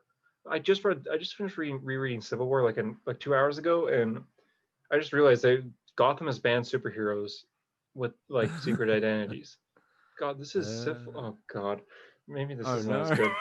But yeah, like they're both like handcuffed to a police van as they're getting taken to prison. But then Grifter's like, I have a plan. Yeah. We'll act like I kick you and knock you out. Then I'll call a medic over. So then they come over and then we'll fight him. So he like kicks Luke in the face and actually knocks Luke out. And then when the medic comes, he's like, all right, Luke, get him. And Luke's like just passed out, like bleeding from the mouth.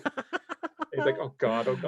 It's actually really funny, and it's got good jokes all around, and I would recommend it.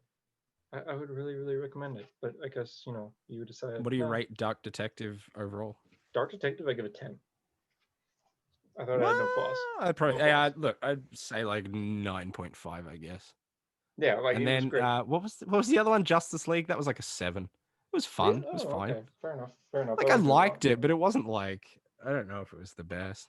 I gotta say though, I am impressed by Future State so far, that the titles are at least something. Like I had this fear that they were just gonna be nothing. You know what I mean? Like they were just gonna be they were gonna be endless winter, but in the future. But it's not like that at all. They're actually interesting, and they actually feel like they mean something. Yeah, Speaking of exactly. books that feel like they mean something, Robin Eternal. What do you think? I thought it was. I had that ready too. Nice. Yeah, I you thought it did. was That was good. wild. Yeah. I do like how it has tie-ins to We Are Robin, which was one of my favorite New 52 titles, believe it or not. Very underrated. All in all, I liked it, but I wasn't dying for it to like, oh god, this has to continue. I can't wait for the next issue. I enjoyed it. But I thought, doesn't Tim like die and come back to life like instantly? Tim gets his neck snapped twice, I think, and then he gets Lazarus pitted. Yeah, because like the whole thing weird. is it's him, that girl from We Are Robin, and then Steph trying to take down like this, Lazarus pit, new chemical formula that like gives synthetic robots like human, like it gives them organic material or whatever, and they're like, this is too far, so they're going to shut it down. I don't know, I thought it was good. I like a good like get a band together and go infiltrate something. I thought that was interesting. Yeah, in the end though, I was like, that was good. But JD would have loved the art. Oh yeah, JD seeing that Eddie Barrow's art, oh, he would have cried. He actually would have cried, but instead he's just like, I'm gonna read Spider-Man and then gym time. I'm gonna go to the gym. Yeah, I ran into Mark Ruffalo at the gym. Oh, no way. I'm always pressing weights. And now he was just promoting various works of his, and I was like, go see Dark Waters. But Mark, that came out like years ago. Go see Dark Waters again. Go rent it on Amazon Prime. go rent it from the Red Box. Mark, I don't think you actually get any money from that. This episode would have been 30 minutes long if I wasn't here. I just realized it would have been news, and then Hunter being like talking about comics by himself for an hour. And then me saying I made bad financial decisions. Yeah. And then no one calling you out for it. And then Hunter's mom calling him like, Hunter, stop spending that much money. Stop spending so much money. God, I should FaceTime her and tell her on air. I'm not going to, but I think that'd be kind of funny. It's good that she doesn't know about your crippling addiction to alcohol and how you spend like or my cocaine addiction. Yeah, that too. Just like Stan Lee's. Or the amount of Timmies that you buy, which I know how much you buy because I have your details on the app. Wait, did you order him Timmy last week? No, I haven't. I am yet to order Hunter Timmy's, but I do have the app that he uses. Wait, actually, you should do that during Timmy's talk. I like that. Brilliant. We just have to do it during the day. For some reason, it doesn't deliver past like 8 my time. Yeah, because we were gonna do it last week, and then when we went to record, we're like, oh god, we can't because it's not available to order. So I could literally ruin Hunter right now. I could send $500 worth of food to his house right this second. Yeah, and I think that threat, the fact that he knows that, is so funny. Why he would just sell? My hands are actually sweating. I mentioned it. He's just like, because it was originally Harper's like, hey, how about I buy you Timmy's one episode? That'd be really funny. I'm like, oh, I'll pay you. I'll just give you my details. He's like, oh, okay. I'm like, oh, you're serious. All right. Here you go, man. Yeah. Rustin Canadian boy gets destroyed by. I would have had to have your address or your details, and now I have both. For those wondering, Hunter's address is anyway. Only we had the editing skills to actually do stuff like that. Yeah, you read Teen Titans? I did. Robin Eternal was fine. It's like a 7 as well. Yeah, wait, who's Red X? Did they tell you who it is? No, they don't. They tease it very heavily at the end and then don't show you. It's Damien, right? It's so Damien. I mean, with the new Robin title where he looks like Red X, I'm just assuming it is. Well, he also shows up in this issue and he's like, "Hey, Dick, you're a dickhead." I'm not swearing there. I'm just saying like his name looks like Richard. His head looks like Richard. But he like shows up, starts scolding Dick. He's like, "You're a dickhead, Dick." And then Like Dick's like, calm down, dude. Why are you wearing my old outfit? And then he's like, Red X used to stand for something. Now it stands for nothing. So I'm reclaiming it and making it matter. And I'm like, oh, this sounds like Damien because he sounds like a little prick. So I just assume that it has to be. Yeah, so that's kind of the weird thing that I wanted to talk about last week, but I didn't want to spoil it. Dick Grayson was Red X before he was Nightwing in canon. Huh? Yeah, I mean, isn't that what it was in the show? I haven't seen in the Teen show, Titans yeah, in but a not in million comics. years. Yeah, that was never the know. case in comics. Perhaps he just wore it for like a week. You know maybe. I don't like that being canon in comics. Yeah, I don't know how I feel about that. That's kind of odd to me. Because they're just like, because when Red X shows up, I'm like, oh, here we go. And Dick Grayson's like, that's my old suit. It's like, it is? What? We got to remember that Future State isn't technically canon. It's unwritten futures. So like you could say now that even though they're saying in this future story. You mean this Bible isn't canon? Yes. Future State The Flash is not canon, JD. And you should thank your lucky stars that it's not. Damn. Yeah. Oh, no. What a shame. Yeah. This issue had really good art, but sorry, go on. It did. The Rafa Sandoval, right? Yeah. That's JD's favorite. Big fan of Rafa. It's one of my favorites too, actually. Oh, there you go. I think this is honestly some of their best work because Flash sometimes was like very proportionate, very crazy, but this is very like tame and just very well detailed. Big chest. That is exactly every Flash pose. It's just insanity. Yeah. I do like when artists draw the Flash just like so unnatural in how he's running. Right, boo. Just like an arm, like where is that arm going? What's it doing? That back is broken. Yeah. I thought his best work was on Green Lanterns, or Hal drawing the Green Lantern Corps. I love the way how he drew constructs. Wait, have you ever had that when you're doing art, Hunter? Like if you draw something and you're like, wait, that proportion wouldn't work in real life. Oh yeah. Or like that arm is way too long. Yeah. You do a little edit and you move it up a little bit. It's like, hey, that's good. But yeah, it happens. But in some people's cases, they don't correct it, or they just detail it so much that you're so distracted by the shine of Flash's suit that you don't notice that his back is literally. Hey, Hunter, you teased last week that there was an amalgam character in this. Do you want to talk about what do they call him? Does he have an official name? I don't remember. I thought they call him something, but it's Beast Boy and Cyborg regardless. One half Beast Boy, one half Cyborg. I mean, Amico calls him Peanut Butter Cup. Yeah, he says he hates that, and then the other side goes, "I love that." Yeah. Anyway. Yeah. I don't know. They don't call him anything. Has a Wallace West Flash tattoo on her arm. I assume that's a new thing. I don't know. I don't care about that character. But she has the tattoo like right on her shoulder. I like that. You know, their name of superhero with tattoos: Aquaman and now Amico. So we got two now. That's Roy cool. Harper, I assume. Roy Harper, yeah. Roy Heroin. My partner's a junkie. that it kind of works, but it ruined my joke. So yeah. Roy Heroin. I love that my name is Harper, and you couldn't get Roy Harper out. You said Roy Heroin. Right when I said Roy Harper, I was like, "Wait, that's his name. Wait, that's your name." Yeah, that's my name. That's my representation in comics. Is a guy that has my same name. That's it. For me, it's Hunter Zolomon, and he slaughtered people. So that's awesome. No, that's way cooler though. Is there a comic character named Joshua? I'm sure there's a comic character named Joshua. It's not a very uncommon name. I can't think of any. Is Josh an uncommon name? Yeah, I feel like okay. Josh well, here's the thing. JD, we're a similar name, right? But when I was born, Joshua wasn't a common name. And so my parents picked it and they were like, oh, this will be good. It'll be unique. And then the year after I was born, it was the most common name for males born in Australia. Oh. It's like in your country. That's tough. There's no one else I know who's 23 that isn't named Josh. Every single one of them. There you go. But I'm trying to think, is there a comic character named Josh that I can't think There has to be. You didn't know that. I immediately Googled my name when I found out the internet was a thing. Like, is there a superhero named Hunter? I'm like, no, but there is a villain. Hunter Zolomon killed people. Horrible villain. Yeah. Well, if it makes you feel better, I mean, you know, Roy Harper is currently dead and I'm dead inside, so they're pretty similar. Wow. Oh, hey, that's actually pretty cool.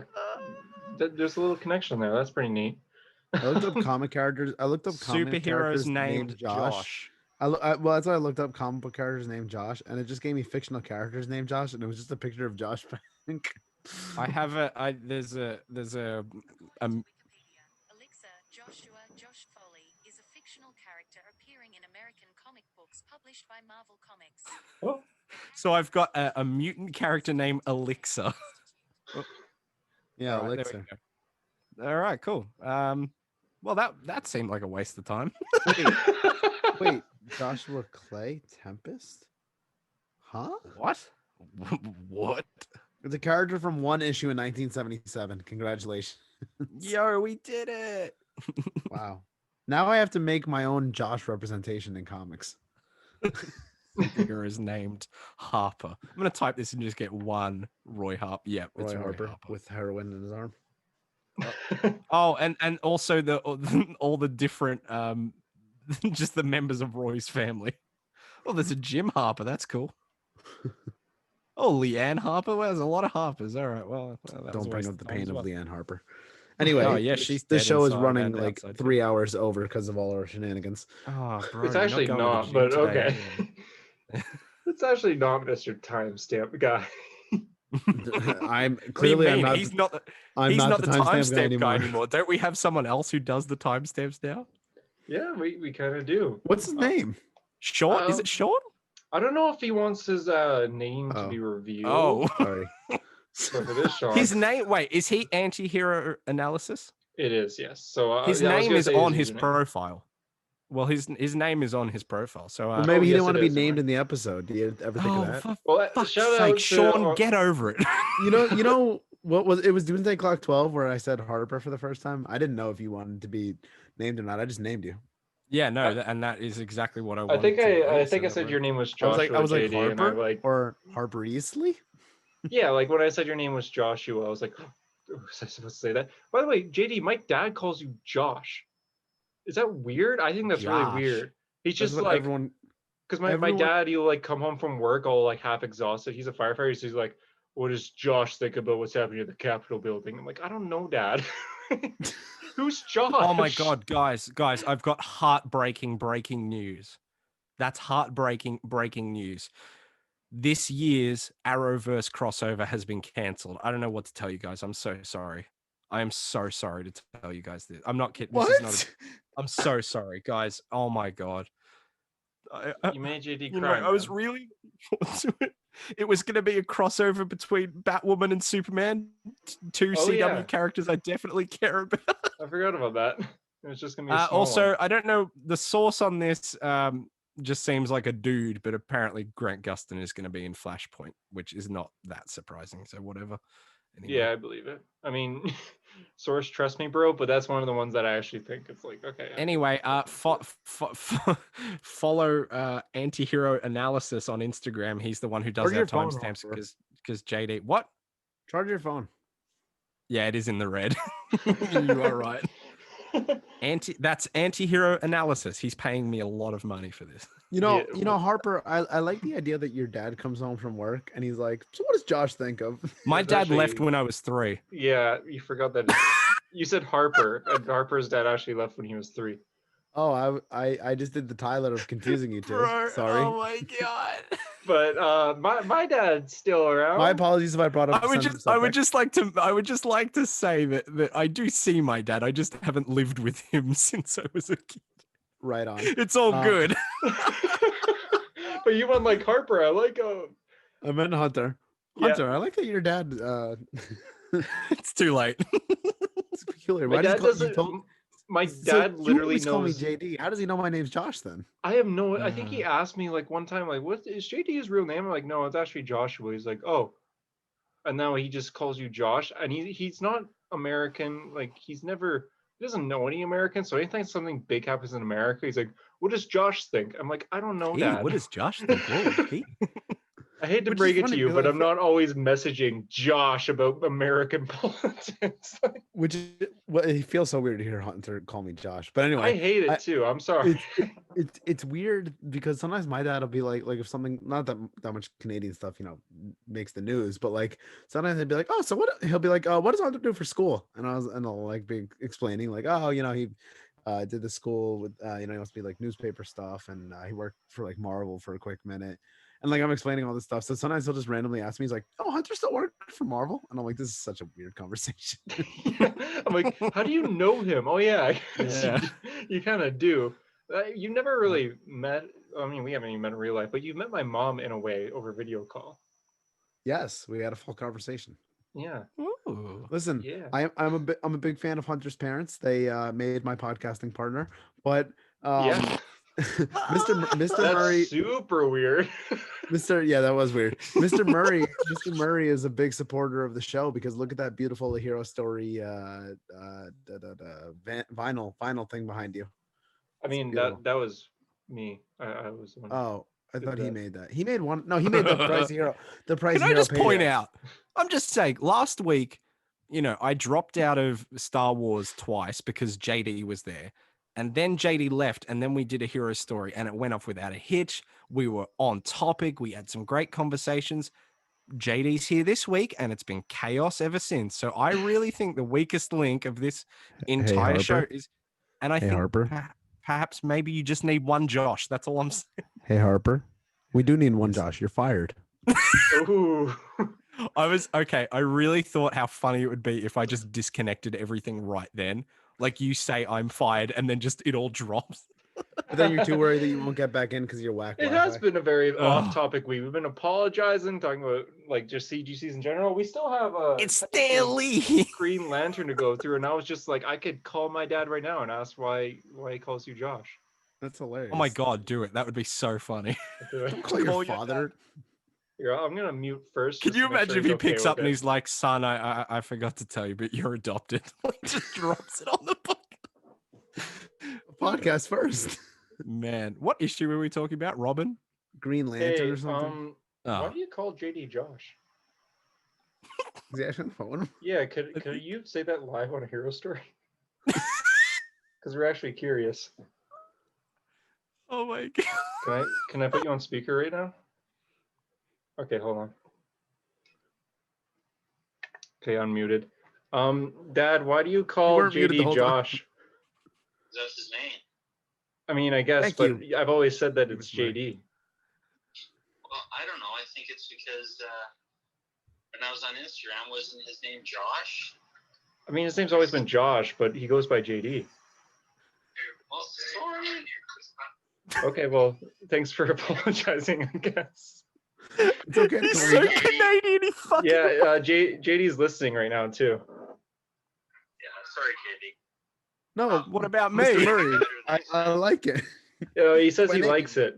Sorry, I'm wearing headphones, so I guess. Josh. What do you prefer, JD? I go by Josh in real life. He goes by Josh in real life, but he goes by JD here. Okay. So, up to you what you want. I'll call him Josh A. Josh A? Yeah. Josh A? You okay with that, JD? It works.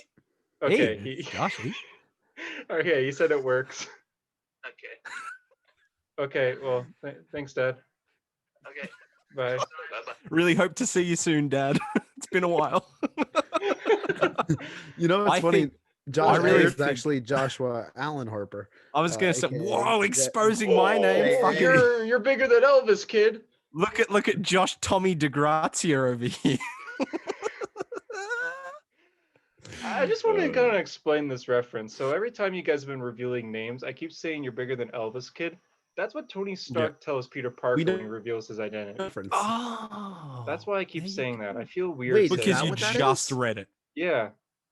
When Peter reveals his identity to the world, Tony goes, "You're bigger than Elvis, kid." So every time you guys are like saying each other's names, I keep saying that. I'm afraid that people are like, "What's he talking about?" So there we go. Believe JD finally got his comeback to finally expose what my full name is. That's funny. Listen, I've been abused for too long on this show. Jesus. The show that you helped start. I really think that our call-in segment is the funniest part of this show. Like, I just love calling people in and just hearing them so bewildered. Like, they've got no idea what's going on. The fact that your dad said, "Oh, hey, sorry," I thought that was the funniest thing. The fact that he apologized. Oh, my God. Well, I muted my mic before. I'm like, "Hey, Dad, why do you call..." Yeah, we heard that. We heard all of that. Yeah, you didn't mute it. Yeah. Oh, wait, hold on. Do you hear me? Yes. Yes. What? I was okay. Well, that's cool. Yeah, your too. mute button doesn't work like mine does. Here, let me try my mute button. Okay, so I'm about to mute in 3, 2, 1. Wow, the podcast is so much better while he's muted. Yeah, what happened? I there? can still hear you, dickhead. I was hoping that you could hear me. One last issue to go through, Green Lantern. I'll just say real quick, this is not good. I was kind of bored during it. There's 3 stories. Wait, is this the writer that hates? Is this the writer that hates Hal? He wrote the John Stewart Jeff story, which doesn't Thorne. feature any Green Lantern rings. It's just John in an alien war with a fight scene, zero context. I thought it was very boring. I didn't care for anything that was going on. It was bad, in my opinion. The Guy Gardner story was kind of boring too. It also didn't really feel like a Green Lantern story. The Jessica Cruz story was actually pretty good. It featured Jessica Cruz stuck on a ship where her ring is out of charge, so she has to kind of use like just her being stealth in the vents, like Die Hard style. What? Against Yellow Lanterns. Do you guys not? I mean, you probably don't because like I don't expect you to. But I wrote a post a while back where I was like, my ideal Green Lantern thing is a Green Lantern stuck on a ship in outer space with like limited ring charge, and it's like aliens, and they've got to like use their know-how and their intuition to try and like fight their way out of a situation without much power. That's what this story is. Yep. So it's Jessica Cruz stuck on a ship, and 3 Yellow Lanterns come on. So she's like hiding in the vents and trying to take them out using like the only resources she has. So Who like wrote this? Ryan Cady. I'm messaging him on Instagram. I'm gonna threaten him. You stole my idea.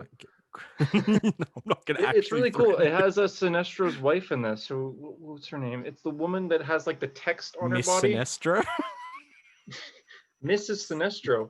Lysa Drac. She's in this. She was a huge part of Sinestro New 52. Another incredible run that I highly recommend. It's collected in I think 3 trades. But yeah, she's Sinestro's wife, and her origin story is really messed up. It's a very horror-like, and she's in this, and it kind of ends with Jessica encountering her. She took out 2, and every time she takes out a lantern, she like sets like traps around, takes one out, then takes the ring off and like puts it on a necklace. So she's having like these yellow rings on the necklace, but it ends with Lysa Drac like threatening her, like, I'm gonna kill you. You have nothing. I have a ring. And it ends with her basically just trying to freak Jessica out, like talking about her grand plan, her evil villain plan. But while she's doing that, Jessica's like, I'm gonna die. And as she's thinking this, one of the rings that she has on her necklace, the Yellow Lantern rings, flies on her finger. Oh, okay, yeah. Mm-hmm. So because she was so terrified, now she's getting the color of fear. Oh, that's interesting. It was very interesting. I was like, dang, this is good.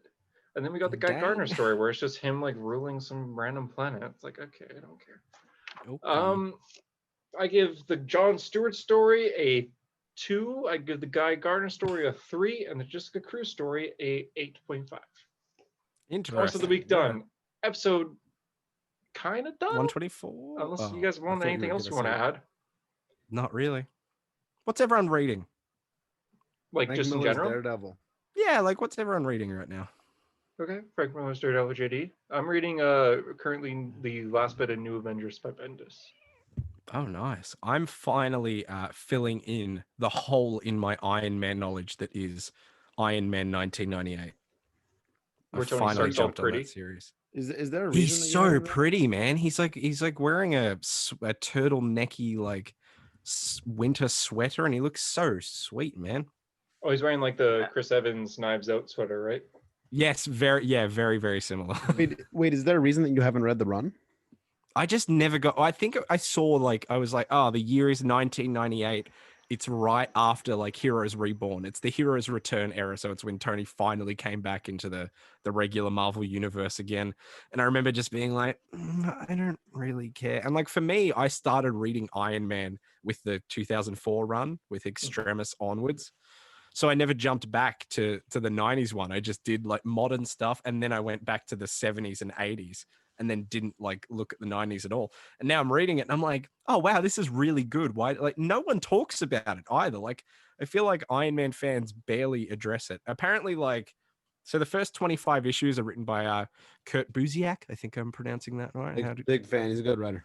He's a great writer. He's very funny on Twitter too. He's very facetious and sarcastic, and people think he's serious. He's a bit like Mark Waid. Like maybe that's why I like him so much. And he wrote the first 25 issues, and then Joe Quesada took over, and apparently it got a lot worse. So I'm gonna read those first 25 issues at least. But yeah, Kurt Busiek, very very funny man. He was talking on Twitter about how Gardner Fox wrote bad scripts, which I don't think like is controversial, because I think people think Gardner Fox's ideas were amazing, but script wise it was like whatever. That literally all of the Golden Age and Silver Age. Yeah, great people ideas, like came for him, dialogue. and his like last thing was just like, I have to go now, Mark Waid is hunting me. I just thought that was so funny. Oh, because Wade's like a Silver Age, Golden Age defender. Yeah, defender. Wade's like owes everything and loves that stuff, and he's just like, and then now like, he had to say the next day, he was like, I was joking, guys. Clearly a tweet thread that ends with me saying that Mark Waid is hunting me was a joke. Now you have read every Iron Man issue? Like what is your Iron Man knowledge? No, God no. What? Come on, JD. Come on, Josh. Oh, I just read bad JD. On, Josh. Bad. No. Come on, Josh. No, Josh A. Whatever my dad said. Josh E. Josh E. Hey. No, I haven't. Okay, well, I've read every Iron Man issue from like 2004 to now. I've read that. Oh, so you're like me with the Flash, 87 to present. Yeah. But when it comes you're to like Hunter with Daredevil, wait, he stopped. Well, with Iron Man, like when I jumped to the 70s stuff, all I read from the 70s stuff was the Michelini stuff, because I don't care about anything before that. Like, I just don't care, because people are like, that's when, when Iron Man became Iron Man, is when Michelini first came on. Then I read the Denny O'Neil stuff, which was after Michelini, because that again is like the best Tony Stark drinking. It's when Rhodey is Denny Iron O'Neil Man. is Denny O'Neil. Dude, Denny O'Neil is just the most legend. Underrated guy in comics. Fun fact: Denny O'Neil's longest run on, I think, any book was Iron Man in the 80s. He practically ruled Iron Man in the 80s, and then Michelini came back on again in the late 80s into the 90s. So I just like read stuff by runs, if that makes sense. I don't care. Yeah. Like, I know for a fact that John Byrne did like, I think 12 issues on Iron Man. He did Armor Wars 2 and the Dragon Seed stuff, but like, John Byrne is a dickhead, so I'm just not going to read it. I just don't care. Fair enough. So yeah, no, I haven't. God, no. Can you imagine if I'd read every like 70s issue of Iron Man? I would be dead. Well, I thought, since that's your boy, like I thought maybe, like, I don't know, like people have asked me before, like, oh, so you've read every Flash issue? It's like that meme with the gun, like, you like the Flash? Name every Flash issue. Name every Flash. but like, I've never read the Golden Age and Silver Age. I mean, I've read, a story here, a story there, but like, I find the dialogue fairly unbearable when Iron Man is also Tyler's boy. Jumping Jets, Uncle Barry. I could be wrong, but I don't think Tyler has read any of Denny O'Neil's run and any of Michelini's second run, which is the better run too. Tyler just paused the episode and went to type. No, he knows this. He knows this because he just sent to the chat the other day that he has spent he accumulated the hours together, and this is 114 days. Yeah, on Marvel. No, 140, not 14. Oh, 140 days he has spent reading this, in 2020 on Marvel Unlimited. And I said to him, you spent all that time and not a single issue of it was any of the Iron Man stuff that I've recommended from the 80s and 90s. Like, none of it. Apparently he was reading Blade, but not Iron Man. I was like, what are you doing, dude? He was like, apparently I read a lot of Blade. I was just like, what? Why? Are Blade comics good? My Blade comic knowledge is Jason Aaron's Avengers. Yeah, right. Yeah, I literally don't care. My knowledge is King in Black. So like the two things, he's in 2 issues. Yeah, right. I'm just that's it. And then he's just like, what? Would you think we need an Infinity Gauntlet, or what are we talking here? Unbelievable. Yeah, like my Blade knowledge is that, and like Wesley Snipes' first movie.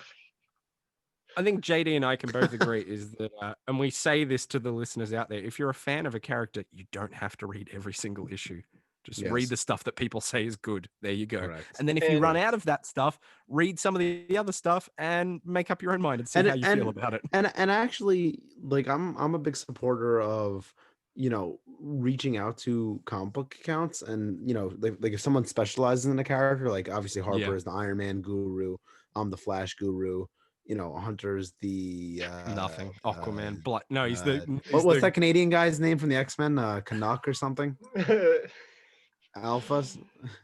Alpha Flight? Alpha Flight. I want their first appearance so badly. What if Timmy's did like a promotional issue? It was like a promotional. It was just Logan just like eating some Timbits. Amazing. Can you imagine? He's got a Timbit on each one of his claws. My name's Wolverine, and I'm from Cold Lake, Alberta. Is that what Wolverine sounds like to you? Okay, sorry, that was bad. Hey, Bub. I'll take an order of Timbits. I'm from Wolverine, and I'm from Cold Lake, Alberta. That's Wolverine. And then Deadpool will be in and be like, and I'm from Vancouver. And then, Alpha Flight will come in and be like, we're also Canadian. And then that'll be the issue. And I'm Sonic the Hedgehog. How does this promote Timmy's? Gotta go fast when you're eating your Timbits. You sound like, you sound like Sonic. You sound like someone else. I want a double-double. Oh God, you sound like those commercials. They're just like available now. Available now. When they speed Get up. your 12-point action figure from Hasbro. Yeah. That's what you sound like. The fact that I don't do advertising, like voicing for a living, I feel like is my greatest failure. You should. I'm so excited for our D&D episode because the voices that you have to pull off for that will be so funny. It's gonna be Buy so the player's good. handbook, please. Oh God, yeah, fine. Actually, fine.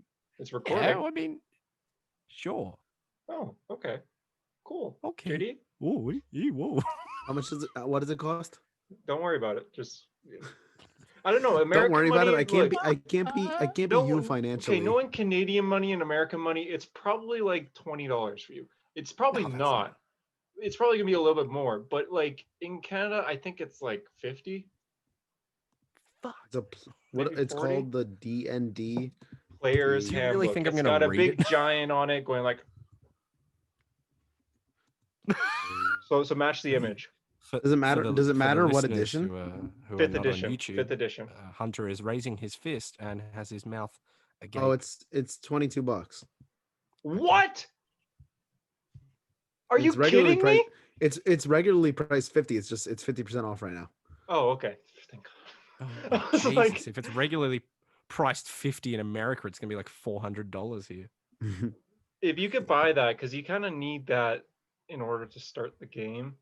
It gives you like all the information on creating a character, which I think will be hilarious to record because it's really fun. Anyways, I want this to happen in February if possible. You guys think we can do that for February? That's incredibly soon. So sure, so why not? February? Okay, yeah, no, do it. I literally do not care. All right, do it whenever. Again, I'll just drop into the group chat at some point. You guys can be like, "Oh, we're recording this," and I'm like, "Oh, okay." I get out of work at 10. I'll be out the gym. Yeah, I work till 10, and then I got to go to the gym, and then I got to go pick up my cannolis. So before recording that, we actually need to do session 0. It's considered. We don't have to record that, but it's basically just me teaching you guys how to play, and you guys have to make your characters and your backstories and all that stuff. Mine's gonna be named Joshy Allen Harper. I just realized you guys. Mine's gonna be called "Go Fuck Yourself," JD. How about that? That's an interesting name. What's the origin of that? It's you. I'm curious how many people are still listening. No if you're on YouTube and you're actually listening to this, maybe comment below. It's like Robert. Yeah. It's like Robert, and it's like my dad, and it's Robert. Hey, yes, Robert. And it's like it's Robert, it's Sean, it's JD's dad. Yeah, hardcore. It's Tyler. It's Mo. It's all right, for those who are whoa, oh God, you gave me a heart attack, bro. Jesus Christ. Whoa, I thought it was happening. For those listening on if you're on YouTube, we would appreciate a comment right now just to say you're still listening. Maybe just say, "Hi, my name is blank," or "My username is blank, and I am still listening." No. If you're comment which one of Harper's voices is the best. Stan versus Mark Ruffalo versus Sonic the Hedgehog. I was gonna say, whether you're on YouTube or whatever you're on either leave a comment or message one of us directly and just say, "Hi, hungry, I'm Thor," and we'll know that you listen to yeah. this Okay, far into please the Message episode. Harper that. Leave a comment on the YouTube if possible, saying, "Hi Harper, I'm Thor," or sorry, "Hi, hungry, I'm Thor." "Hi hungry, I'm Thor." Because then message me too. If you message me, I'll be indebted to you forever. I will. And love if you comment on YouTube, I'll be indebted forever because that helps with the ratings. Yeah. The engagement. So comment. I "Hi, actually Harper, I literally just recently subbed to a Hero Story. I wasn't subbed to a Hero Story before. Oh my god. Unbelievable. Am I a bad guy? Yeah. Yeah. I'm a bad guy. Okay, that's the end of the episode, I think. Yeah, we're ending the episode there. Thanks for watching. Listen, if you're For a Hero listening on- Story, I've been if you're listening on YouTube, a thumbs up, I guess, is the term. Yeah. Anywhere else, a like, follow, subscribe, whatever. I don't care. For a Hero Story, I'm JD. I'm Hunter. I'm Harper. And thanks And for being thanks a hero. for being. Oh wait. That's always been my line. And every second is a gift. Goodbye. Wow.